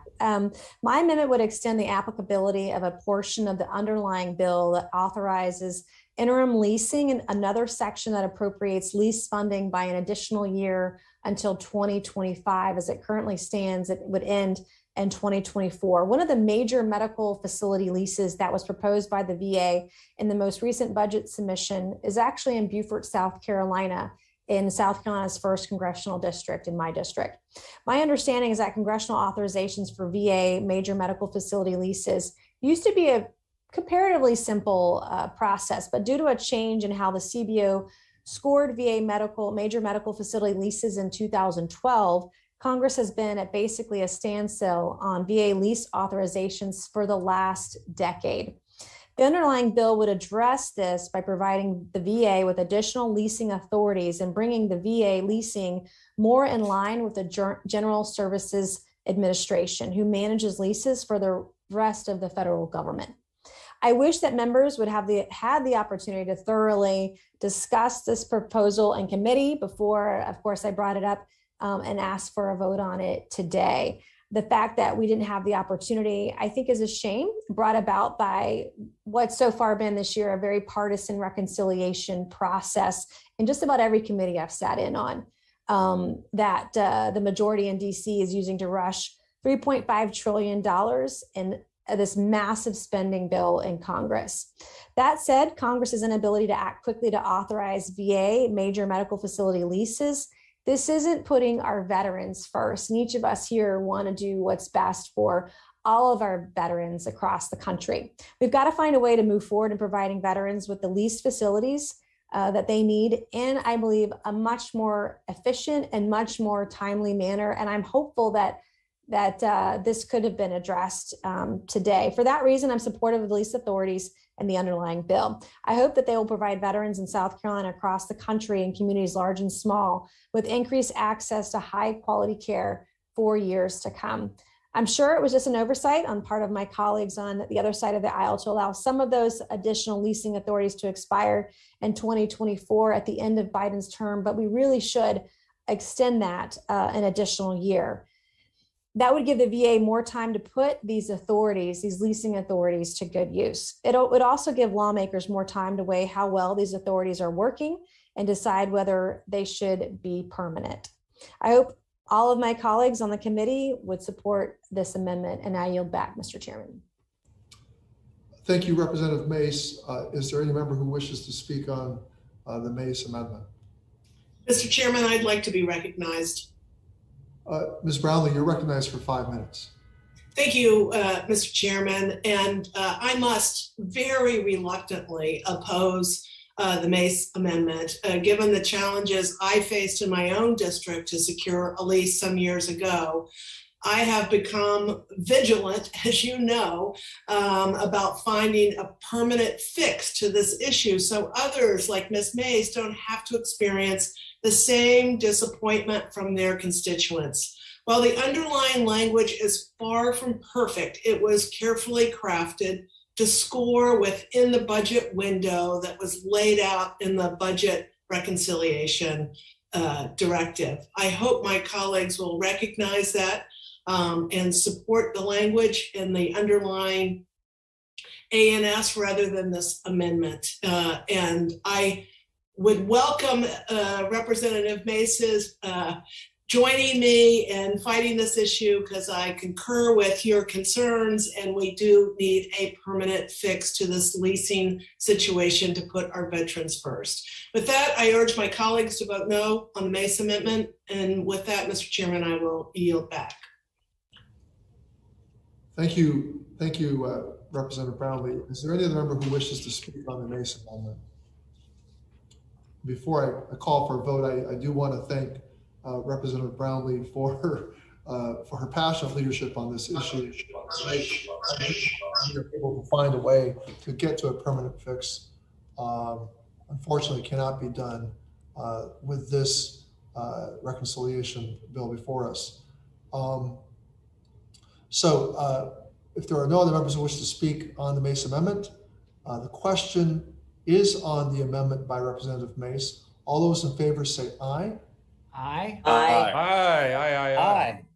Aye. All those opposed say no. No. No. No. In the opinion of the chair, the noes have it. The amendment is not agreed to. And Mr. Chairman, we request a roll call. And I am hearing I hear a sufficient second pursuant to Committee Rule 4. Further proceedings on the amendment shall be postponed. I now recognize Ranking Member Bost. Thank you, Mr. Chairman. I have an amendment to the amendment in the nature of a substitute at the desk that is identified as Bost Amendment number 4. The clerk will report the amendment. Amendment to the amendment in the nature of a substitute offered by Mr. Reading of the amendment will be dispensed with. Representative Bost is recognized for 5 minutes in support of his amendment. Yeah, thank you, Mr. Chairman. The amendment, the chairman's amendment in the nature of a substitute provides $15.2 billion for construction, including major construction. As the member of this committee know, as every member of this committee knows, we have an asset and infrastructure review or the AIR process underway, which many of us have talked about today. The entire purpose of the AIR is to provide recommendations for how and where VA medical facility footprint should be updated to better serve the veterans. Why the majority is proposing to spend billions of dollars to construct new medical facilities before that process is complete is beyond me. Therefore, my amendment would reduce the $15.2 billion to $8.9 billion. It would then only allow for $8.9 billion to be used for non-recurring maintenance in the fiscal year 2022 budget request. VA projects that the backlog for non-recurring maintenance would cost roughly $8.9 billion. This amendment would fund all of the VA's most immediate maintenance needs. Ensuring our veterans have safe, well-maintained medical centers and clinics is vital. And non-recurring maintenance addresses these requirements quickly and where the VA and the veterans need it the most. But building new hospitals will take years and cost billions of dollars. Just look at what we know from what happened at the Denver VA Medical Center, especially those of us who have been around this committee for a while. Because doing that before we know where the VA should place its assets is foolish. For these reasons, I urge my colleagues to support the amendment, and with that, I yield back. Thank you, Ranking Member Boss. I will recognize myself in opposition. I must urge opposition to Ranking Member Boss' amendment, which would replace Section 12,001 of the ANS and with an appropriation of $8.9 billion that VA could only spend on non-recurring maintenance projects. This amendment would significantly limit VA's ability to enhance and revitalize its capital asset portfolio by limiting the department to a single type of project. This would keep VA from being able to direct funds to more than 900 major and minor construction projects in its long-range capital plan, projects that have been waiting for years for funding. This includes 261 major and minor construction project facilities in or near districts of Republican committee members, 36 of which are on VA's strategic capital investment planning list. These are the infrastructure projects that VA has deemed to be most critical to address in the near term.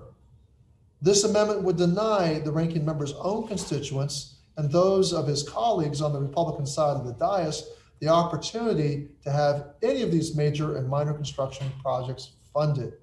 Make no mistake about it, Republican members will be voting against their own constituents. And let me just add before I close that the vaunted AIR Commission has been delayed not because of a failure of the White House to put forward nominees. It's been the Republican leadership of the House and Senate who have failed to put forward their recommendations for those nominations.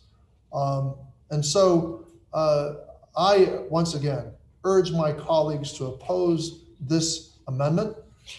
And with that, I will look to see if anyone else on the committee is wishing to speak on Bost Amendment number 4.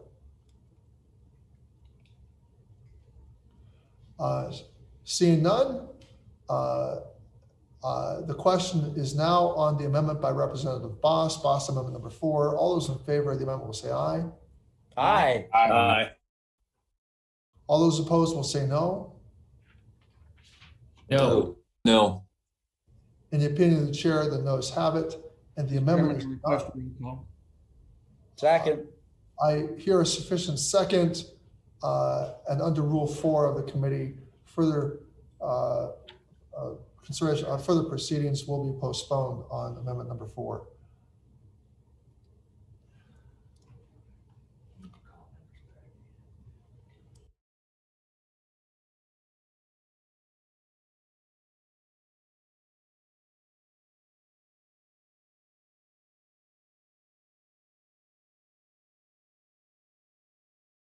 We will now move toward votes, the postponed votes on all the amendments put forward.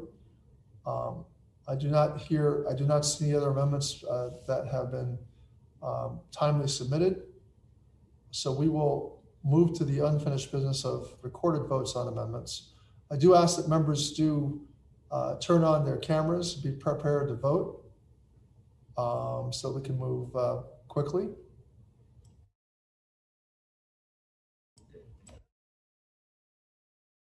Yeah, I'm going to give a couple of minutes for members to return and turn on their cameras.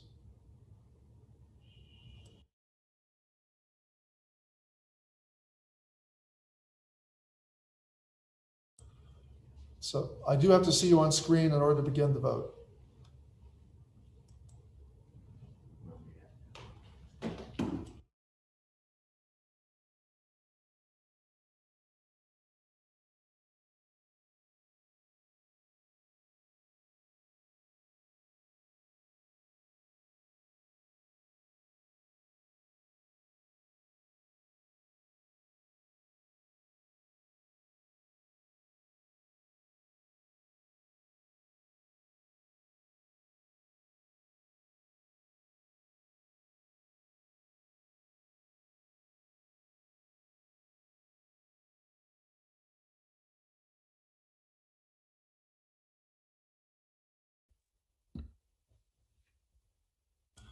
All right. The clerk will. The question is on the Cawthorn amendment to the amendment in nature of a substitute. The clerk will call the roll. Ms. Brownlee. Ms. Brownlee votes no. No. Mr. Lamb. Mr. Lamb. Mr. Levin. No. Mr. Pappas.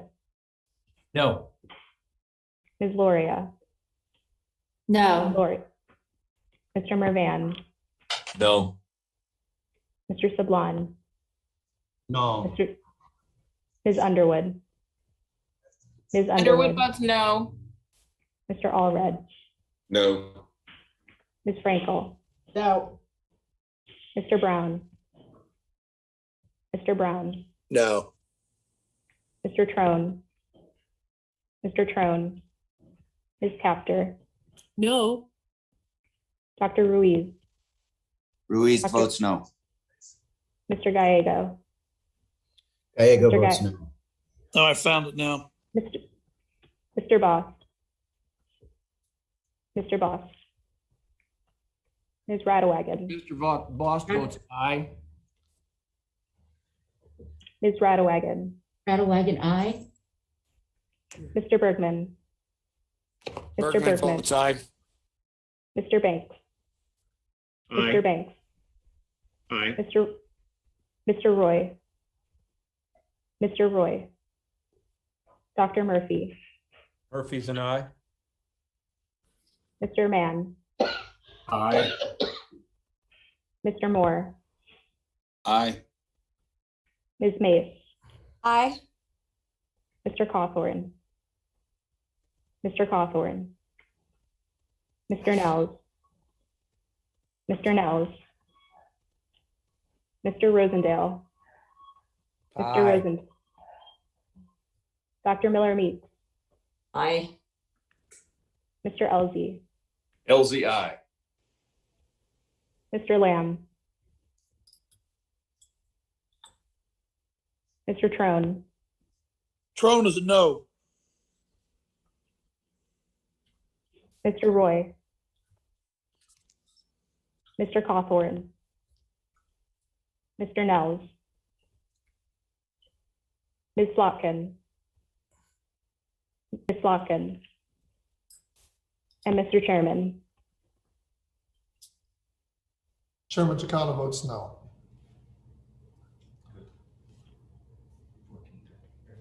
Clerk will report.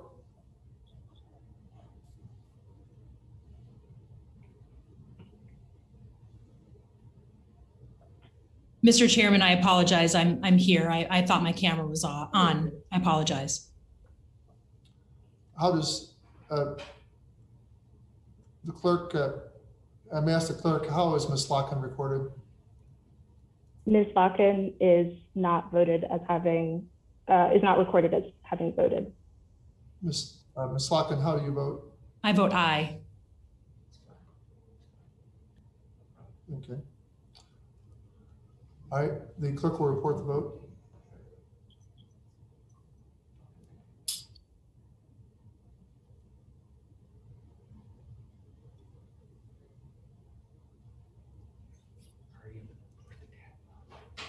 Mr. Chairman, for this vote, there are 11 ayes and 16 noes. 11 ayes and 16 noes. Therefore, the motion is not agreed to.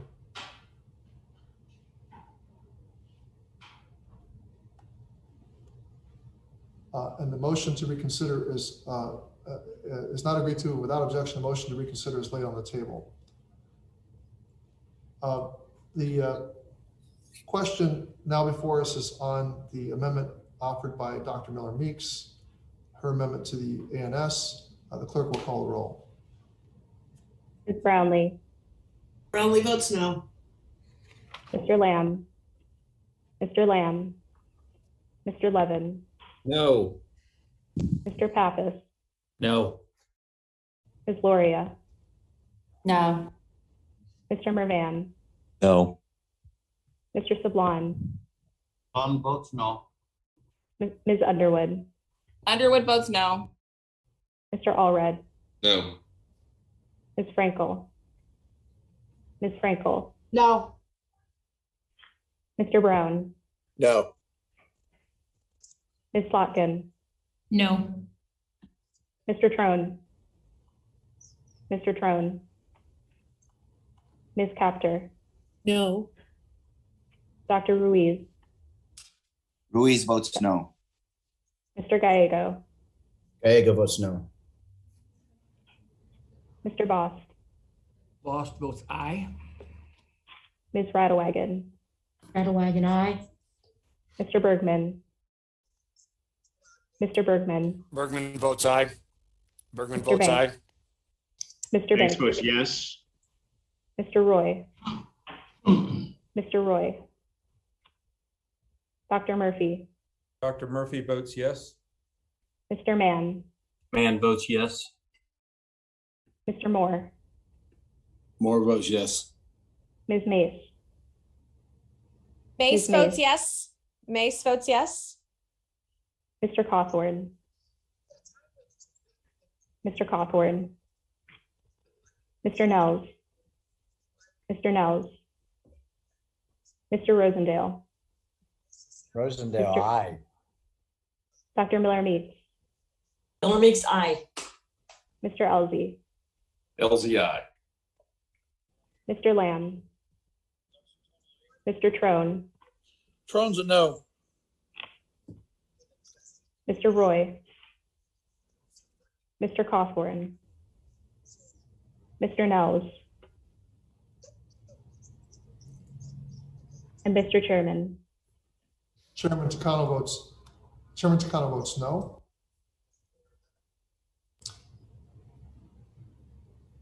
And the clerk will report.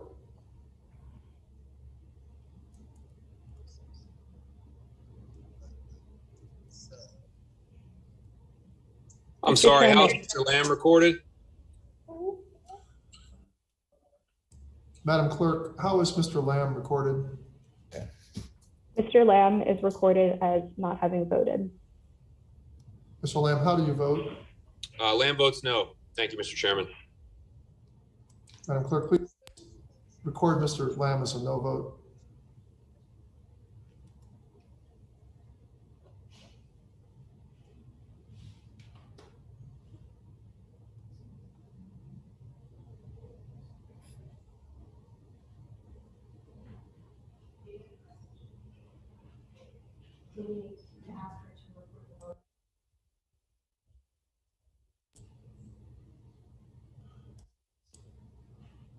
The clerk will report the vote. Mr. Chairman, for this vote, there are 11 ayes and 17 noes. being 11 ayes and 17 noes, the amendment is not agreed to. And without objection, the motion to reconsider is laid on the table.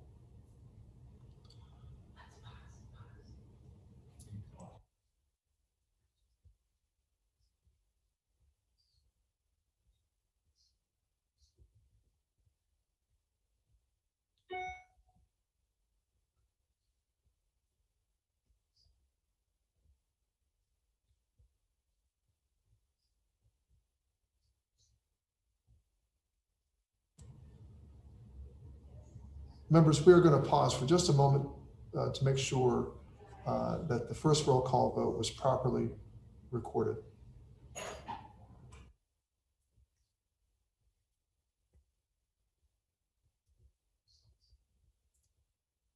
I'll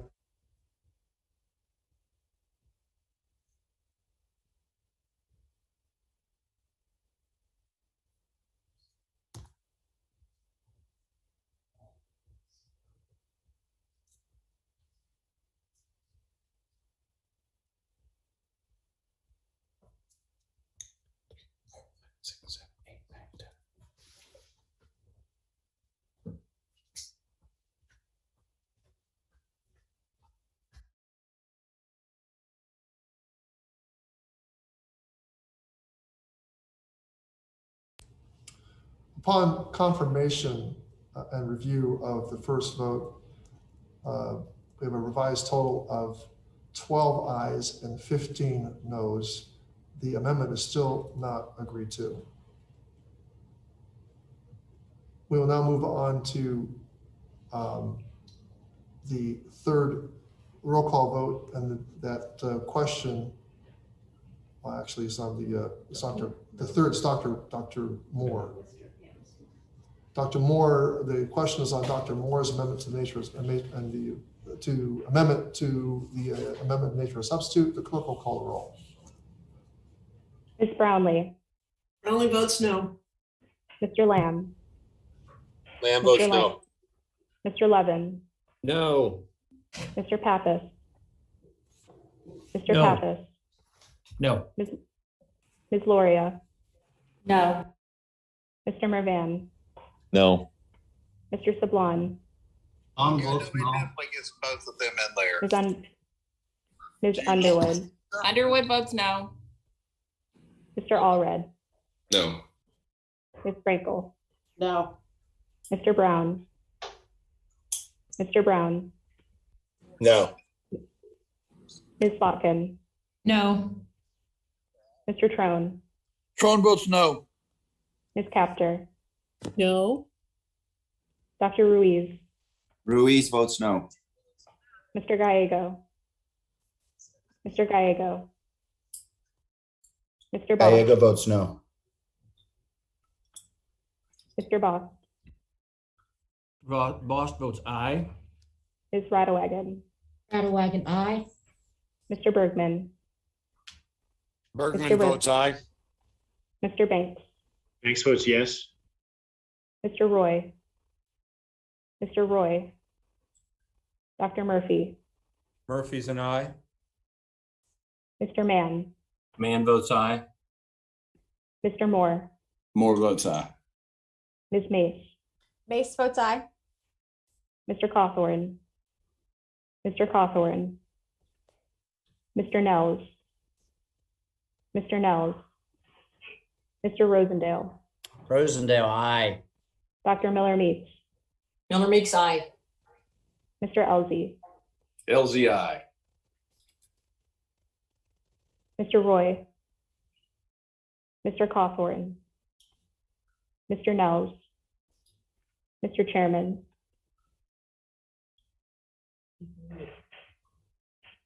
Chairman Takano votes no. Are there any members who wish to change their votes?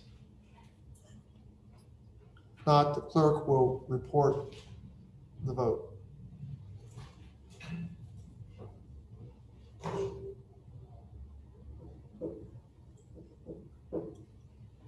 Mr. Chairman, for this vote, there are 11 ayes and 17 noes.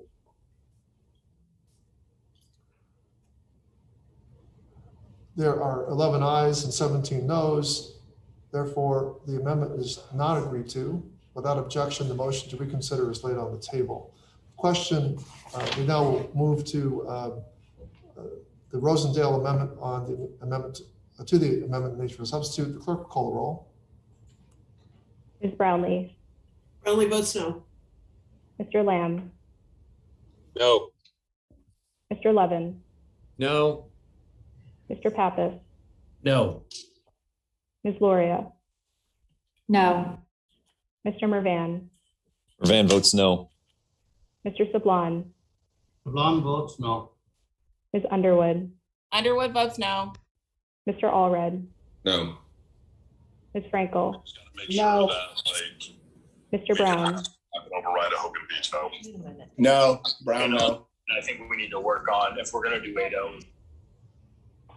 Ms. Slotkin. No. Mr. Trone. Trone votes no.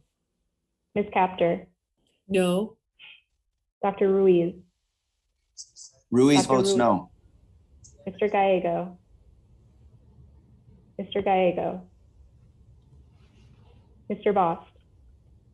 Bost votes aye. Ms. Radewagen. Radewagen, aye.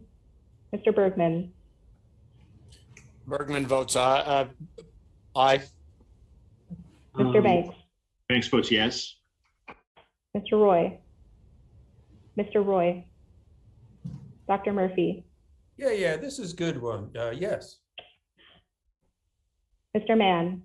Mann votes yes. Mr. Moore. Mr. Moore is a yes. Ms. Mace. Mace is a yes. Mr. Cawthorn. Mr. Cawthorn. Mr. Nels. Mr. Nels. Mr. Rosendale. Yes. Dr. Miller Meeks. I'll follow Mr. Rosendale's yes with a yes. Mr. Elsie. LZI. Mr. Gallego. Mr. Roy. Mr. Cawthorn. Mr. Nels. Mr. Chairman. Chairman Takano votes no. Are there any members who wish to change their votes? The clerk will report the vote.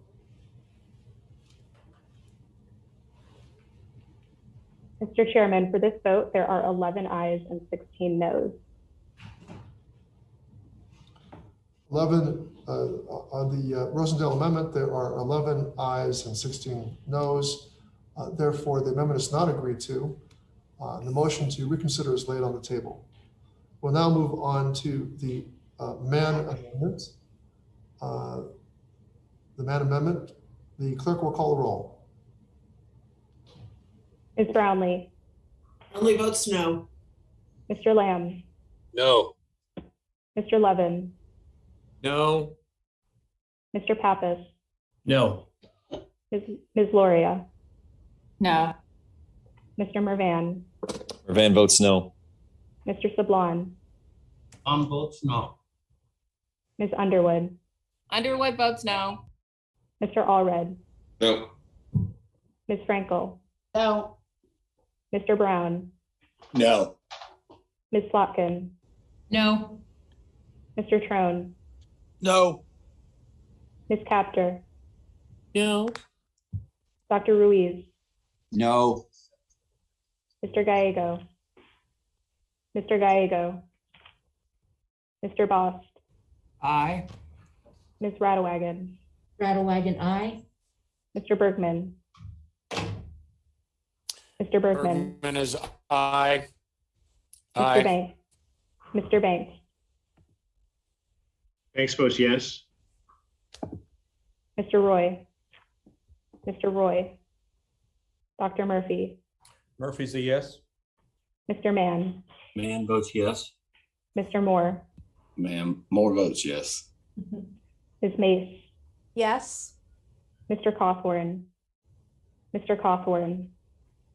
Mr. Nels. Mr. Nels. Mr. Rosendale. Rosendale, yes. Dr. Miller Meeks. Dr. Miller Meeks. Mr. Elsie. LZI. Mr. Gallego. Gagos, a no. Mr. Roy, Mr. Cawthorn, Mr. Nels, Dr. Miller-Meeks, and Mr. Chairman. Chairman Takano votes no. Are there any members who wish to change their votes? Hearing none, the clerk will report the vote. Mr. Chairman, for this vote, there are 10 ayes and 17 noes. There are 10 ayes and 17 noes. Therefore, the amendment is not agreed to. Without objection, the motion to reconsider is laid on the table. We now will move to the question of the Banks Amendment number 1. The clerk will call the roll. Ms. Brownlee. Brownlee votes no. Mr. Lamb. No. Mr. Levin. No. Mr. Pappas. No. Ms. Loria. Ms. Loria. No. Mr. Mervan. Mr. Mervan. I'll keep you posted. Mervan votes no. Love you. Mr. Sablon. Bye. No. Ms. Underwood. Underwood votes no. Mr. Allred. No. Ms. Frankel. No. Mr. Brown. Brown, no. Mr. Trone. Mr. Trone. Ms. Capter. No. Dr. Ruiz.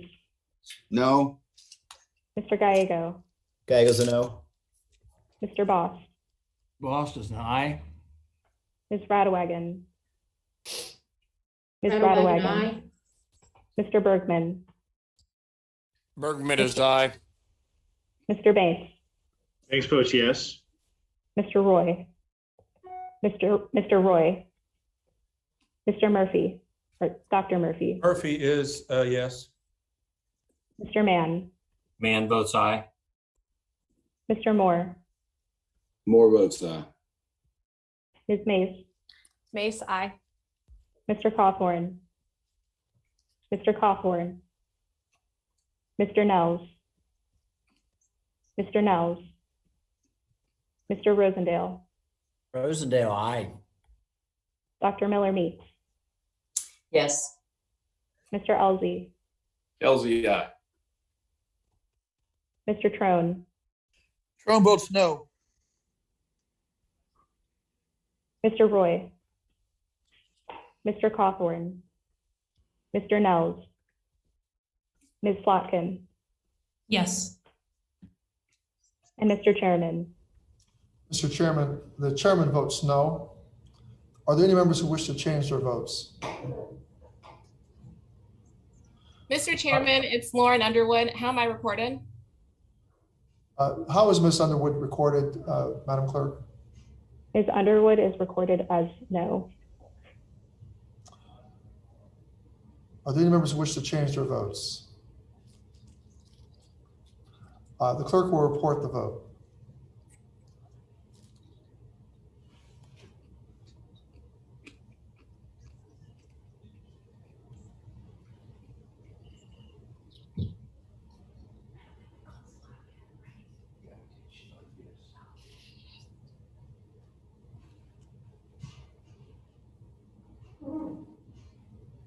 Mr. Chairman, for this vote, there are 12 ayes and 16 noes.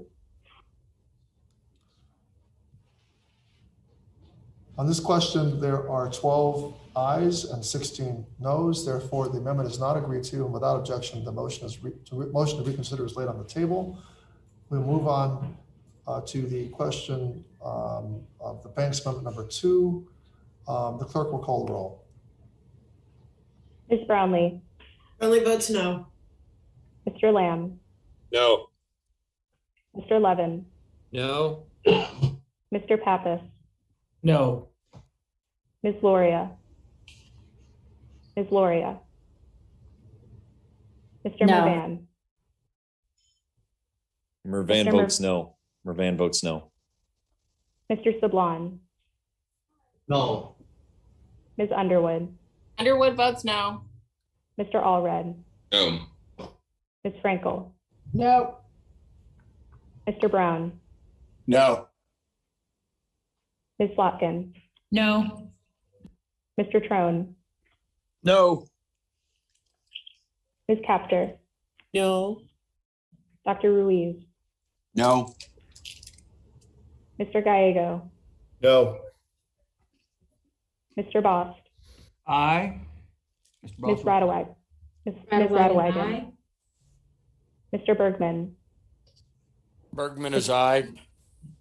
Mr. Banks, Yes. Mr. Roy, Mr. Roy, Dr. Murphy, Murphy's a yes. Mr. Mann, Mann votes yes. Mr. Moore, Moore votes yes. Ms. Mace, Ms. Mace, Mr. Cawthorn, Mr. Cawthorn, Mr. Nels, Mr. Nels, Mr. Rosendale, Rosendale, yes. Dr. Miller Meeks, Miller Meeks, yes. Mr. Elzey, Mr. Elzey, Elsie, aye. Mr. Roy, Ms. Mace, So nice. Mr. Cawthorn, Mr. Nels, Mr. Chairman, Chairman Takano votes no. Are there any members who wish to change their votes? This is Representative Luria. How was I recorded on this vote? Madam Clerk, how is Ms. Luria recorded? Ms. Luria is recorded as no. Clerk will report the vote. Mr. Chairman, this is Congresswoman Mace. How am I recorded? Madam Clerk, how is Congresswoman Mace recorded? Ms. Mace is not recorded. Mace, I'd like to vote yes. Representative Mace votes yes. Are there any members who wish to record or change their votes? Clerk will report the vote. Mr. Chairman, for this vote, there are 11 ayes and 17 noes. On this vote, there are 11 ayes and 17 noes. Therefore, the amendment is not agreed to. Without objection, the motion to reconsider is laid on the table. We will now move on to Boast Amendment number 1 to the ANS. The clerk will call the roll. Ms. Brownlee, Brownlee votes no. Mr. Lamb, Mr. Lamb, Mr. Levin, No. Mr. Pappas, No. Ms. Luria, No. Mr. Mervan, Mr. Mervan, Mervan votes no. Mr. Sablon, Sablon votes aye. Ms. Underwood, Underwood votes no. Mr. Allred, No. Ms. Frankel, No. Mr. Brown, No. Ms. Slotkin, No. Mr. Trone, Mr. Trone, votes no. No. Ms. Capter, No. Dr. Ruiz, No. Mr. Gallego, No. Mr. Bost, Mr. Boss votes aye. Ms. Radwagen, Radawag, aye. Mr. Bergman, Bergman is aye. Mr. Banks, Yes. Mr. Roy, Mr. Roy, Dr. Murphy, Murphy is a yes. Mr. Mann, Mann votes aye. Mr. Moore, Moore votes aye. Ms. Mace, Mace votes aye. Mr. Cawthorn, Mr. Cawthorn, Mr. Nels, Mr. Nels, Hey, Lucas.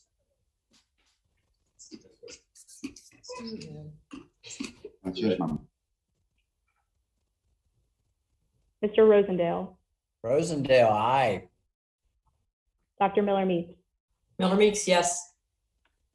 Mr. Elzey, Elsie, aye. Mr. Lamb, Mr. Roy, Mr. Cawthorn, Mr. Nels, Mr. Chairman, Chairman Takano votes no. Does any member wish to change his or her vote? Does any member wish to be recorded?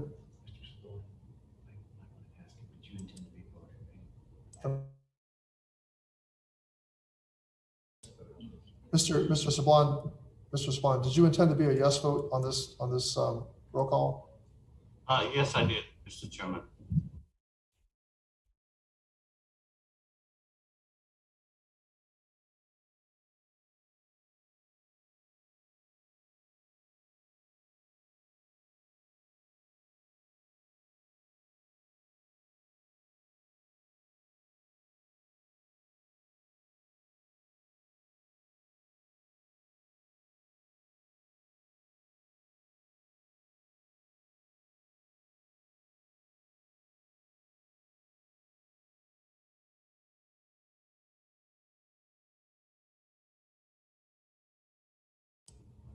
The clerk will report the vote. Mr. Chairman, for this vote, there are 12 ayes and 15 noes. For this vote, there are 12 ayes and 16 noes. Or did you say 15 or 16 noes? There are 15 noes. 15 noes, so 12 ayes and 15 noes. Therefore, the amendment is not agreed to, and without objection, the motion to reconsider is laid on the table. We will now move on to Boss Amendment number 2. The clerk will call the roll. Ms. Brownlee. Ms. Brownlee. Mr. Lamb. Mr. Lamb. Mr. Levin. No. Mr. Pappas. No. Ms. Loria. No. Ms. Lord. Mr. Mervan. No. Mr. Sablon. Sablon votes no. Ms. Underwood. Underwood votes no. Mr. Allred. No. Ms. Frankel. No. Mr. Brown. No. Ms. Slotkin. No. Mr. Trone. No. Ms. Capter. Ms. Capter. No, thank you. Dr. Ruiz. No. Mr. Gallego. Mr. Gallego. Mr. Boss. Gallego votes no. Mr. Bost votes aye. Ms. Radewagen. Radewagen, aye. Mr. Bergman. Bergman is aye. Mr. Banks. Yes. Mr. Roy. Mr. Roy. Dr. Murphy. Murphy is a yes. Murphy is a yes. Mr. Mann. Mann votes yes. Mr. Moore. No. Mr. Moore is a yes. Ms. Mace. Mace, yes. Mr. Cawthorn. Mr. Cawthorn. Mr. Nels. Mr. Nels. Mr. Rosendale. Rosendale is yes. Dr. Miller-Meeks. Yes. Mr. Elsie. LZI. Ms. Brownlee. Ms. Mr. Lamb. Brownlee votes no. Mr. Lamb. Mr. Roy. Mr. Cawthorn. Mr. Nels. Mr. Chairman.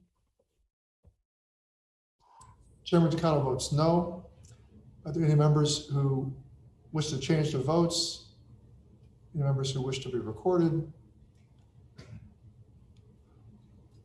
The clerk will report the vote. Mr. Chairman, for this vote, there are 11 ayes and 16 noes. For this vote, there are 11 ayes and 16 noes. Therefore, the amendment is not agreed to. And without objection, the motion to reconsider is laid on the table. We now will move to Bost Amendment number 3. Question before the committee is Bost Amendment number 3. The clerk will call the roll. Ms. Brownlee, Brownlee votes no. Mr. Lamb, Mr. Lamb, Mr. Levin, No. Mr. Pappas, No. Ms. Loria, No. Mr. Mervan, No. Mr. Sablon, No. Ms. Underwood, No. Mr. Allred, No. Ms. Frankel, No. Mr. Brown, Mr. Brown, Brown votes no. Ms. Slotkin, No. Mr. Trone, No. Ms. Capter, No. Dr. Ruiz, No. Mr. Gallego, Mr. Gallego, No. Mr. Boss, Mr. Boss votes aye. Ms. Radewagen, Radewagen, aye. Mr. Bergman, Mr. Bergman, Mr. Bergman is yes. Mr. Banks, Yes. Mr. Roy, Mr. Roy, Dr. Murphy, Murphy is a yes. Mr. Mann, Mann votes yes. Mr. Moore, Moore votes yes. Ms. Mace, Mace votes yes. Mr. Cawthorn, Mr. Cawthorn, Mr. Nels, Mr. Nels, Mr. Rosendale, Rosendale, aye. Dr. Miller Meeks, Miller Meeks, aye. Mr. Elsie, LZI. Mr. Lamb, Mr. Roy, Mr. Cawthorn, Mr. Nels, Mr. Chairman, Chairman Takano votes no. Are there members who wish to change their votes or his or her votes? Any members who wish to be recorded? If not, the clerk will report the vote. Mr. Chairman, for this vote, there are 11 ayes and 16 noes. There are 11 ayes and 16 noes. Therefore, the amendment is not agreed to. Without objection, the motion is laid on the table. And we'll now move on to Bergman Amendment number 1. The question before the committee is on Bergman Amendment number 1. The clerk will call a roll. Ms. Brownlee, Brownlee votes no. Mr. Lamb, Mr. Lamb, Mr. Levin, No. Mr. Pappas, No. Ms. Loria, No. Mr. Mervan, No. Mr. Sablon, No. Ms. Underwood, No. Mr. Allred, No. Ms. Frankel, No. Mr. Brown, Mr. Brown, Brown votes no. Ms. Slotkin, No. Mr. Trone, Mr. Trone, Trone votes no. Ms. Capter, No. Dr. Ruiz, No. Mr. Gallego, No. Mr. Boss, Mr. Boss, Mr. Boss votes aye. Ms. Radewagen, Ms. Radewagen, Mr. Radewagen, Bergman, aye. Mr. Bergman, Bergman is aye. Mr. Banks, Mr. Banks, Yes. Mr. Roy, Mr. Roy, Dr. Murphy, Murphy is a yes. Mr. Mann, Mann votes yes. Mr. Moore, Moore votes yes. Ms. Mace, Mace votes yes. Mr. Cawthorn, Mr. Cawthorn, Mr. Nels, Mr. Nels, Mr. Rosendale, Rosendale, aye. Dr. Miller Meeks, Miller Meeks, aye. Mr. Elsie, LZI. Mr. Lamb, Mr. Roy, Mr. Cawthorn, Mr. Nels, Mr. Chairman, Chairman Takano votes no. Are there any members who wish to change their votes? Any members who wish to be recorded? If not, clerk. How is Rattlewagon recorded, please? Madam Clerk, how is Ms. Rattlewagon recorded? Ms. Rattlewagon is recorded as I. Ms. Rattlewagon, you were recorded as aye.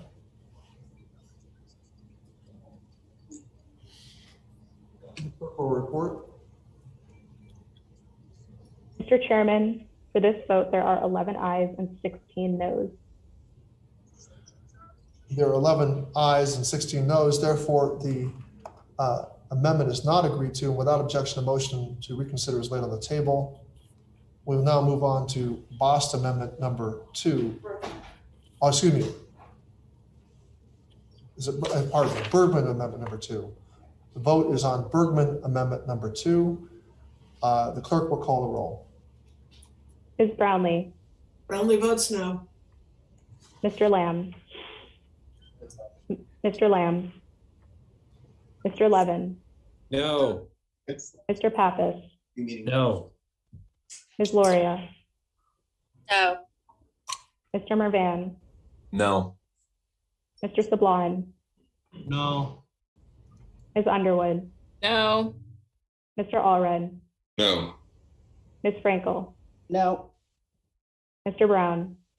Brown votes no. Mr. Trone? Trone votes no.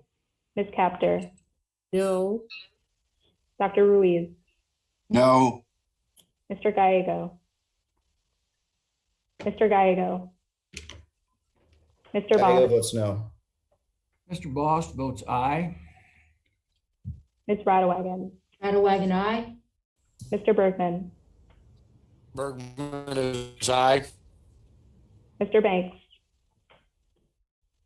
Mr. Banks? Banks votes yes. Mr. Roy? Mr. Roy? Dr. Murphy? Murphy is a yes. Mr. Mann? Mann votes yes. Mr. Moore? Moore votes yes. Ms. Mace? Mace votes yes. Mr. Cawthorn? Mr. Cawthorn? Mr. Nels? Mr. Nels? Mr. Rosendale? Rosendale, aye. Dr. Miller-Meeks? Yes. Mr. Elsie? Elsie, aye. Mr. Lamb? Mr. Roy? Mr. Cawthorn? Mr. Nels? Ms. Slotkin? Aye. Mr. Chairman? Chairman Takano votes no.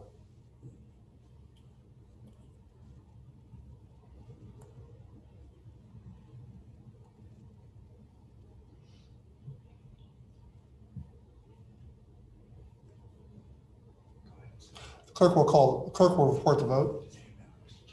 Mr. Chairman, for this vote, there are 12 ayes and 15 noes. There are 12 ayes and 15 noes. Therefore, the amendment is not agreed to. And without objection, a motion to reconsider is laid on the table. And we'll now move on to Dr. Murphy.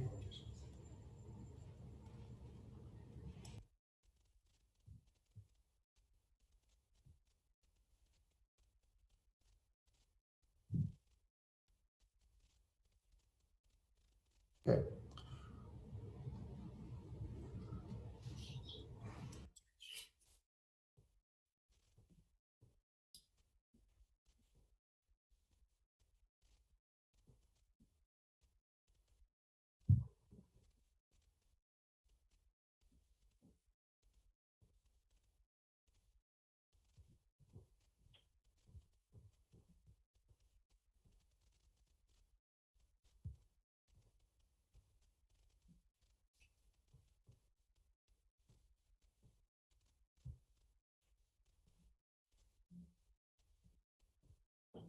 So we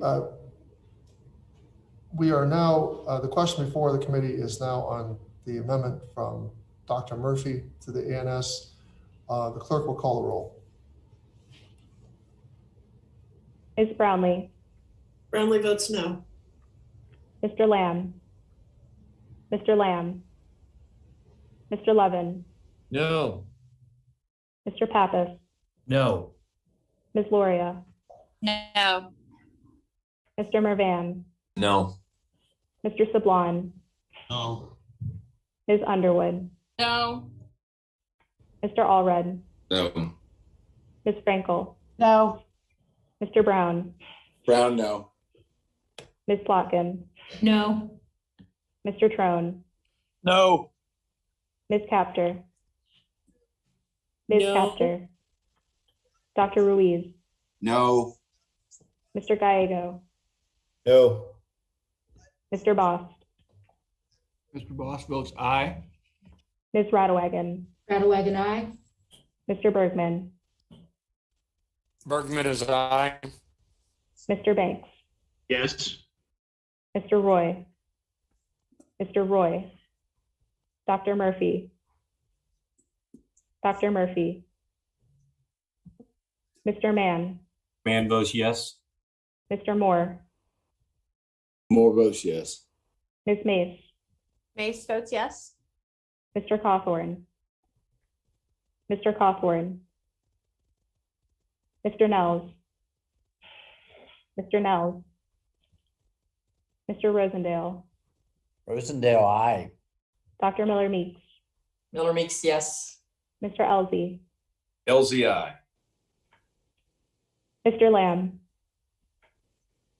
Mr. Roy, Dr. Murphy, Mr. Cawthorn, Mr. Nels, Mr. Chairman, Chairman Takano votes no. Clerk will report the vote.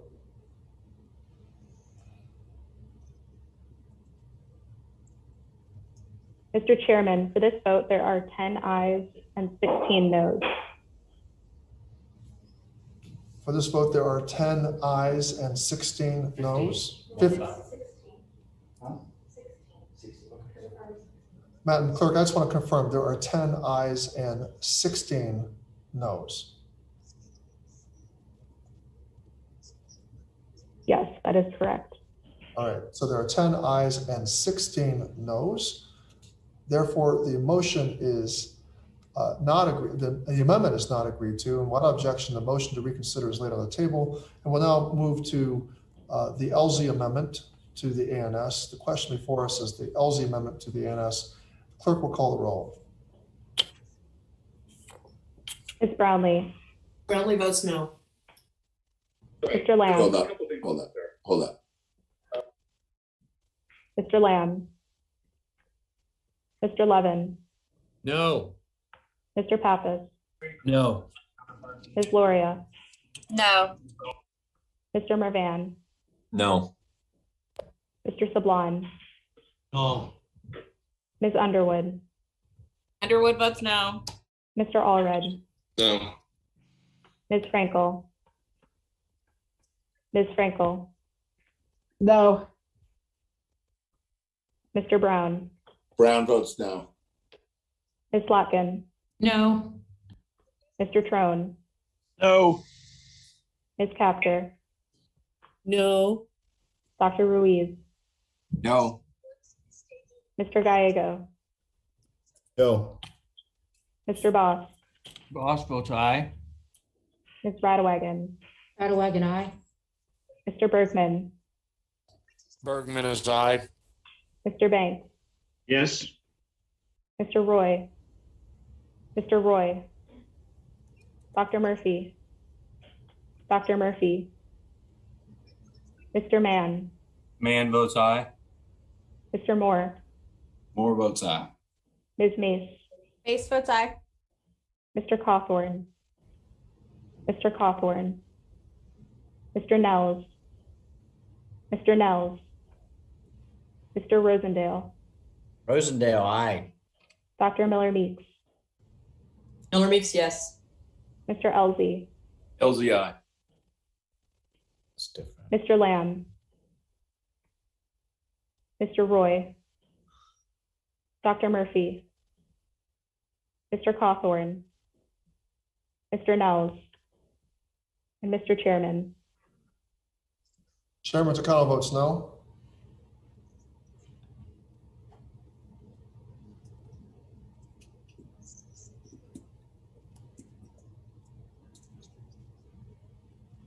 Clerk will report the vote.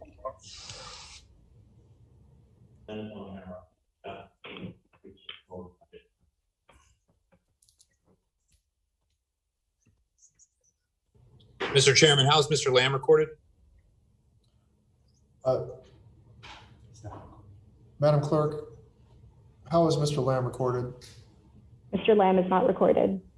Mr. Lamb, how do you vote? Mr. Lamb votes no.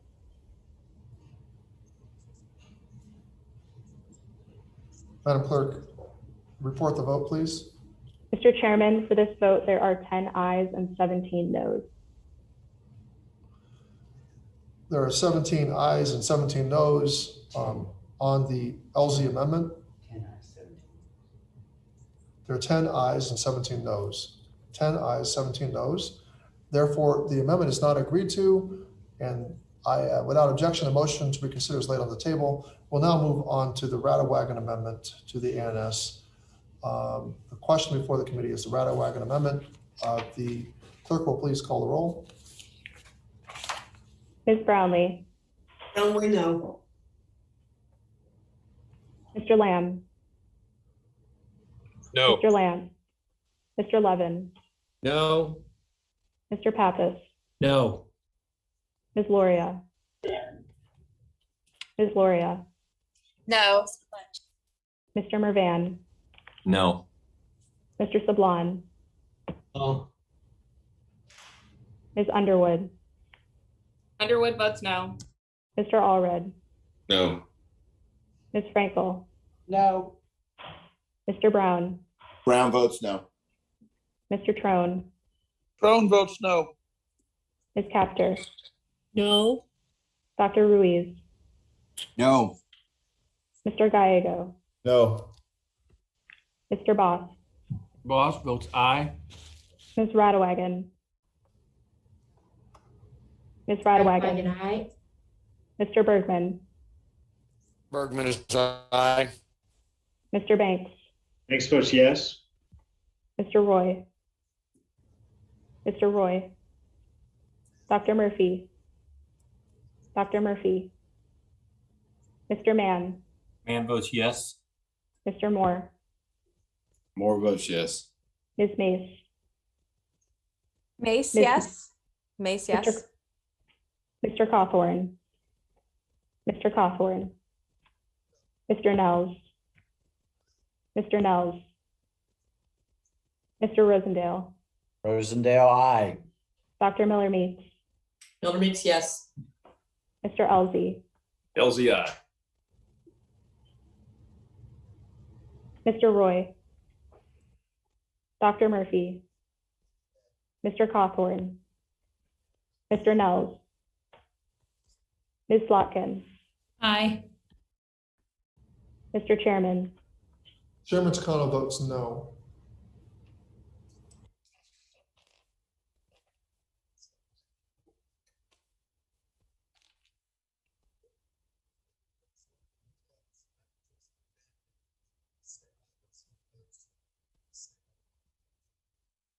The clerk will report the vote. Mr. Chairman, for this vote, there are 11 ayes and 16 noes. For this vote, there are 11 ayes and 16 noes. Therefore, the amendment is not agreed to. Without objection, the motion to reconsider is laid on the table. We will now move on to the Mace amendment to the ANS. The question before the committee is the Mace amendment. Clerk will call the roll.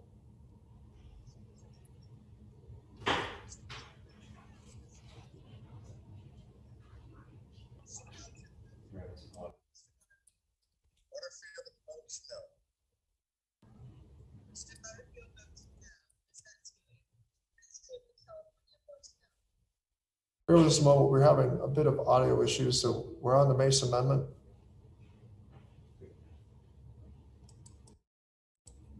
The clerk will call the roll. Mr. Chairman, for this vote, there are 11 ayes and 16 noes. I did announce that 11 ayes and 16 noes. This is on the Rattawagon amendment, right? Yes. And I already did say the amendment was not agreed to. Without objection, the motion to reconsider is laid on the table. And we are now considering the Mace amendment to the ANS. The question before the committee is the Mace amendment. The clerk will call the roll on the Mace amendment. Ms. Brownlee, Brownlee, no. Mr. Lamb, No. Mr. Levin, No. Mr. Pappas, No. Ms. Loria. Loria. No. Mr. Mervan, No. Mr. Sablon, No. Ms. Underwood, Underwood votes no. Mr. Allred, No. Ms. Frankel, No. Mr. Brown, Brown votes no. Ms. Locken, No. Mr. Trone, Trone votes no. Ms. Capter, No, thank you. Dr. Ruiz, No. Mr. Gallego, No. Mr. Bost, Mr. Boss votes aye. Ms. Radewagen, Radewagen, aye. Mr. Bergman, Bergman is aye.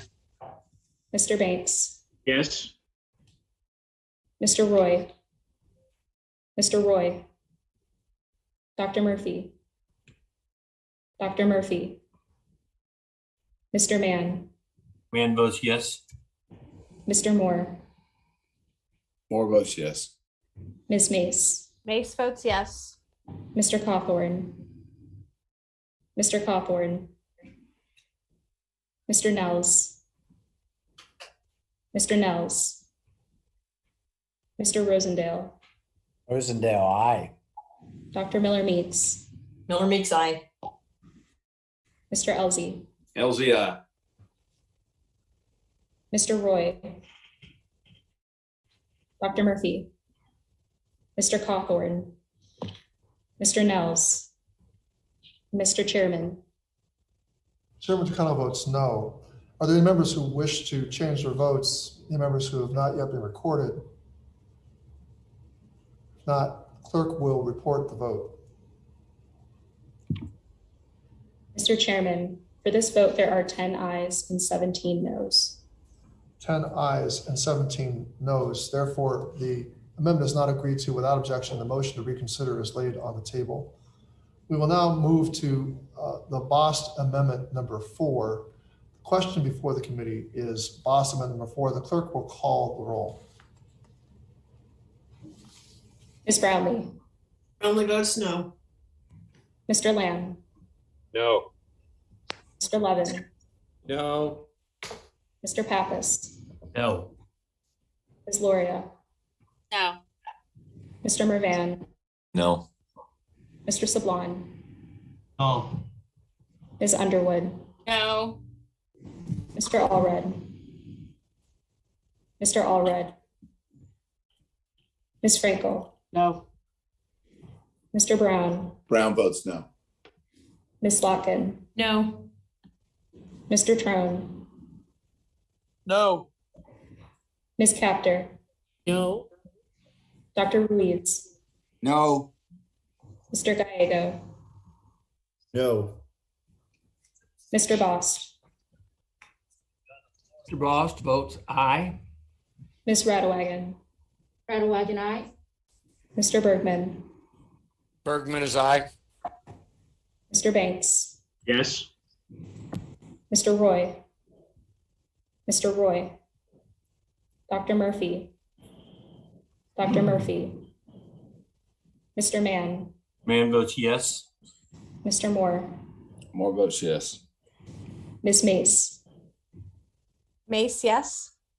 Mr. Cawthorn, Mr. Cawthorn, Mr. Nels, Mr. Nels, Mr. Rosendale, Rosendale, aye. Dr. Miller Meeks, Dr. Miller Meeks, Miller Meeks, aye. Mr. Elsie, Elsie, aye. Mr. Allred, No. Mr. Roy, Dr. Murphy, Mr. Cawthorn, Mr. Nels, Mr. Chairman. Chairman Takano votes no. Are there any members who wish to change their votes? Any members who have not yet been recorded? Not, the clerk will report the vote. Mr. Chairman, for this vote, there are 10 ayes and 17 noes. There are 10 ayes and 17 noes. Therefore, the amendment is not agreed to without objection. The motion to reconsider is laid on the table. Now, is there further debate or amendment to the amendment in the nature of a substitute? If not, the question is on agreeing to the amendment in the nature of a substitute to the committee print. All those in favor to the amendment in the nature of substitute to the committee print will say aye. Aye. Aye. Any opposed will say no. No. No. No. In the opinion of the chair, the ayes have it, and the amendment in the nature of a substitute is, Chairman, I request a roll call vote. there's a request for a roll call vote. Is there a sufficient second? Second. There is. A roll call vote is ordered on agreeing to the amendment in the nature of a substitute, and the clerk will call the roll. Ms. Brownlee, Brownlee, aye. Mr. Lamb, Yes. Mr. Levin, Yes. Mr. Pappas, Aye. Ms. Loria, Aye. Mr. Mervan, Yes. Mr. Sablon, Aye. Ms. Underwood, Underwood votes aye. Mr. Allred, No. Ms. Frankel, Aye. Mr. Brown, Mr. Brown, Brown votes aye. Ms. Slotkin, Yes. Mr. Trone, Yes. Ms. Capter, Aye. Dr. Ruiz, Aye. Mr. Gallego, Mr. Gallego, Aye. Mr. Voss, Votes no. Ms. Radewagen, Radewagen, nay. Mr. Bergman, Bergman is no. Mr. Banks, Mr. Banks, No. Mr. Roy, Mr. Roy, No. Dr. Murphy, Murphy is a no. Mr. Mann, Mann votes no. Mr. Moore, Moore votes no. Ms. Mace, Mace votes no. Mr. Cawthorn, Mr. Cawthorn, Mr. Nels, Mr. Nels, Of the concurrent resolution on the budget for fiscal year 2022, SCON. Mr. Rosendale, Rosendale, no. Dr. Miller Meeks, Miller Meeks, no. Mr. Elzey, Elsie, nay. Mr. Cawthorn, Mr. Nels, Mr. Chairman, Chairman Takano votes no. Does any member wish to change his or her vote? Mr. Chairman, this is Mr. didn't Allred. hear you, Mr. Chairman. I'd like to vote aye. Mr. Allred, you wish to change your vote to aye. So Mr. Allred's vote is aye. Is there any member who wishes to be recorded? Mr. Chairman, how are you recorded? Ms. Underwood. How is Ms. Underwood recorded? No, how are you recorded, Mr. Chairman? Mr. Chairman, Chairman Takano votes aye. Thank you, Mr. Chairman. Is there any member who wishes to change his or her vote? Mr. Chairman, can I have a roll call, please? Um, Or not a roll call. How do I vote, Mr. Chairman? Madam Clerk, how is Mr. Brown recorded? Mr. Brown is recorded as aye. Thank you. All right. Is there any other member who wishes to be recorded or change their vote?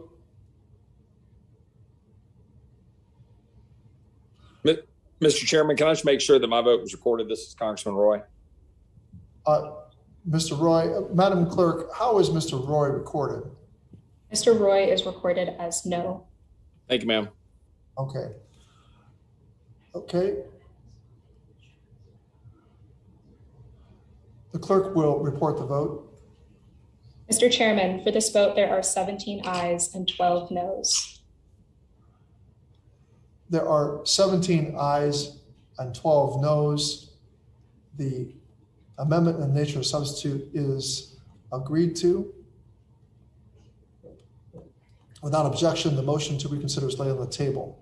I now move that the committee now transmit the recommendations of this committee and all appropriate accompanying material, including additional supplemental and dissenting views, to the House Committee on Budget in order to comply with the reconciliation directive included in Section 2002 of the concurrent resolution on the budget for fiscal year 2021, Senate concurrent resolution 14, and consistent with Section 310 of the Congressional Budget and Impoundment Control Act of 1974.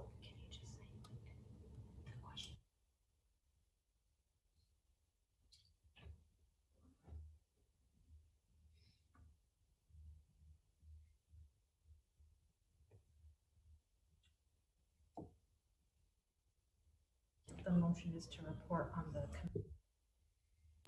My motion also, I also move to transmit the committee print as amended. That to be included in the motion. So all those in favor of the motion will say aye. Aye. Aye. Aye. All those opposed will say no.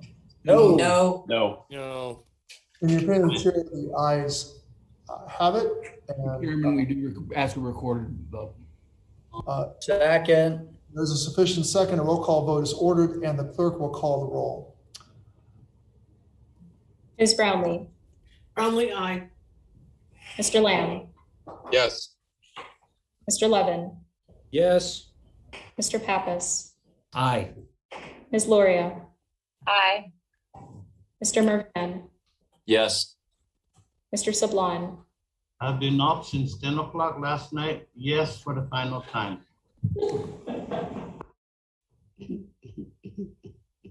Yes. Ms. Underwood. Yes. Mr. Allred. Yes. Ms. Frankel. Aye. Mr. Brown. Brown votes aye. Ms. Slotkin. Aye. Mr. Trone. Mr. Chairman, Brown votes aye. I think I was off camera. I apologize. I'm on camera. Brown votes aye. I apologize for the disruption. Ms. Capter. Aye. Dr. Ruiz. Aye. Mr. Gallego. Aye. Mr. Bost. Bost votes no. Ms. Radewagen. Radewagen, nay. Mr. Bergman. Bergman is no. Mr. Banks. Banks votes no. Mr. Roy. Mr. Roy. Dr. Murphy. Murphy is a no. Mr. Mann. Mann votes no. Mr. Moore. Moore votes no. Ms. Mace. Mace, no. Mr. Cawthorn. Mr. Cawthorn. Mr. Nels. Mr. Nels. Mr. Rosendale. Rosendale, no. Dr. Miller Meeks. No, ma'am. Mr. Elsie. Elsie, nay. Mr. Roy. No. Mr. Cawthorn.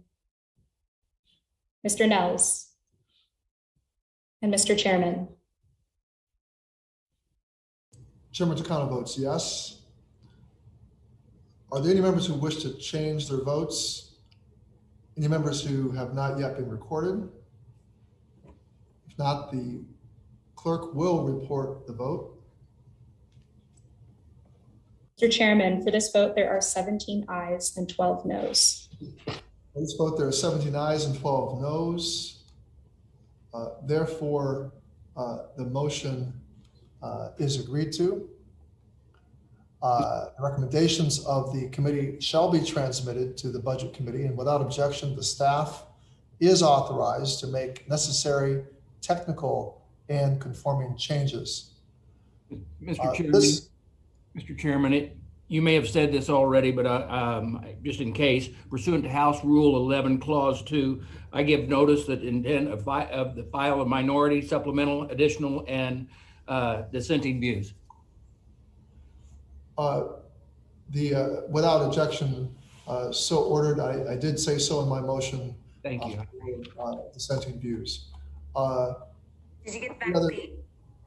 No. Who needs? Is anyone calling to be recognized? What if you catch COVID? Well, this will conclude the business of the markup. Does the ranking member or any other member wish to be recognized before we adjourn? Yes, Mr. Chairman, I do. Thank you. Go ahead, ranking member. You know, it will come as no surprise that I'm a little disappointed by the outcome of today's markup. I value your partnership, Mr. Chairman, and I know much of this process has been out of your hands. But I also value the bipartisan tradition of this committee, what it used to embrace. I hope we can get back to that soon. And I hope that you can also heed our calls for committee action on behalf of the veterans struggling because of the crisis in Afghanistan. You claim earlier that all those calls were insincere because of the committee hearing next week that has been in work for a while. A hearing on suicide prevention is undoubtedly important, but it is not the same as Republicans are asking for, which is a response to the president's failure in Afghanistan. The fact is that you think it is the same, that it is the same, and provides me with that which is a very serious misunderstanding of the extent to which I think our veterans are disheartened and demoralized right now by the tragic events of the past month. Republicans are calling for a meaningful action for veterans in need right now. We're not calling for this committee to check the box with a previous scheduled hearing or any indirect related topic and then pat ourselves on the back and move forward. We truly need to deal with these veterans that are suffering right now. And trust me, I think all of us are feeling it in our district. We've got to do better. Veterans deserve better. And with that, I yield back. And thank you for the time. Well, thank you, Ranking Member Bost. And I do look forward to your visit to California. I know you're in California now. You'll be coming to my district, and I really appreciate that act of goodwill to see one of the nation's fastest growing and largest veteran cemeteries, and you and I together will visit the Los Angeles VA together. I understand fully the minority's concern, all of our concerns about how our veterans are responding to this long moment of the American withdrawal from Afghanistan. And as I said, I do believe that this markup was on point. Far from being a distraction, it was the very essence of what needs to be done in terms of meeting the needs of the veterans who, the many veterans who may be having varied and dramatic and sharp reactions to what they have witnessed in the media and what they have, and the many relationships that they have built and formed and are still concerned with in terms of their Afghan partners. That being said, I do believe that next week's hearing is very much on point. It is not checking the box. We do expect to have the VA respond to questions from both sides of the aisle about what is being done and what needs to be done. We do expect our VSO partners to be also present to report on what their members are also saying their members are experiencing. So Ranking Member, together with all of the members on both sides of the aisle, I expect that it will be a robust hearing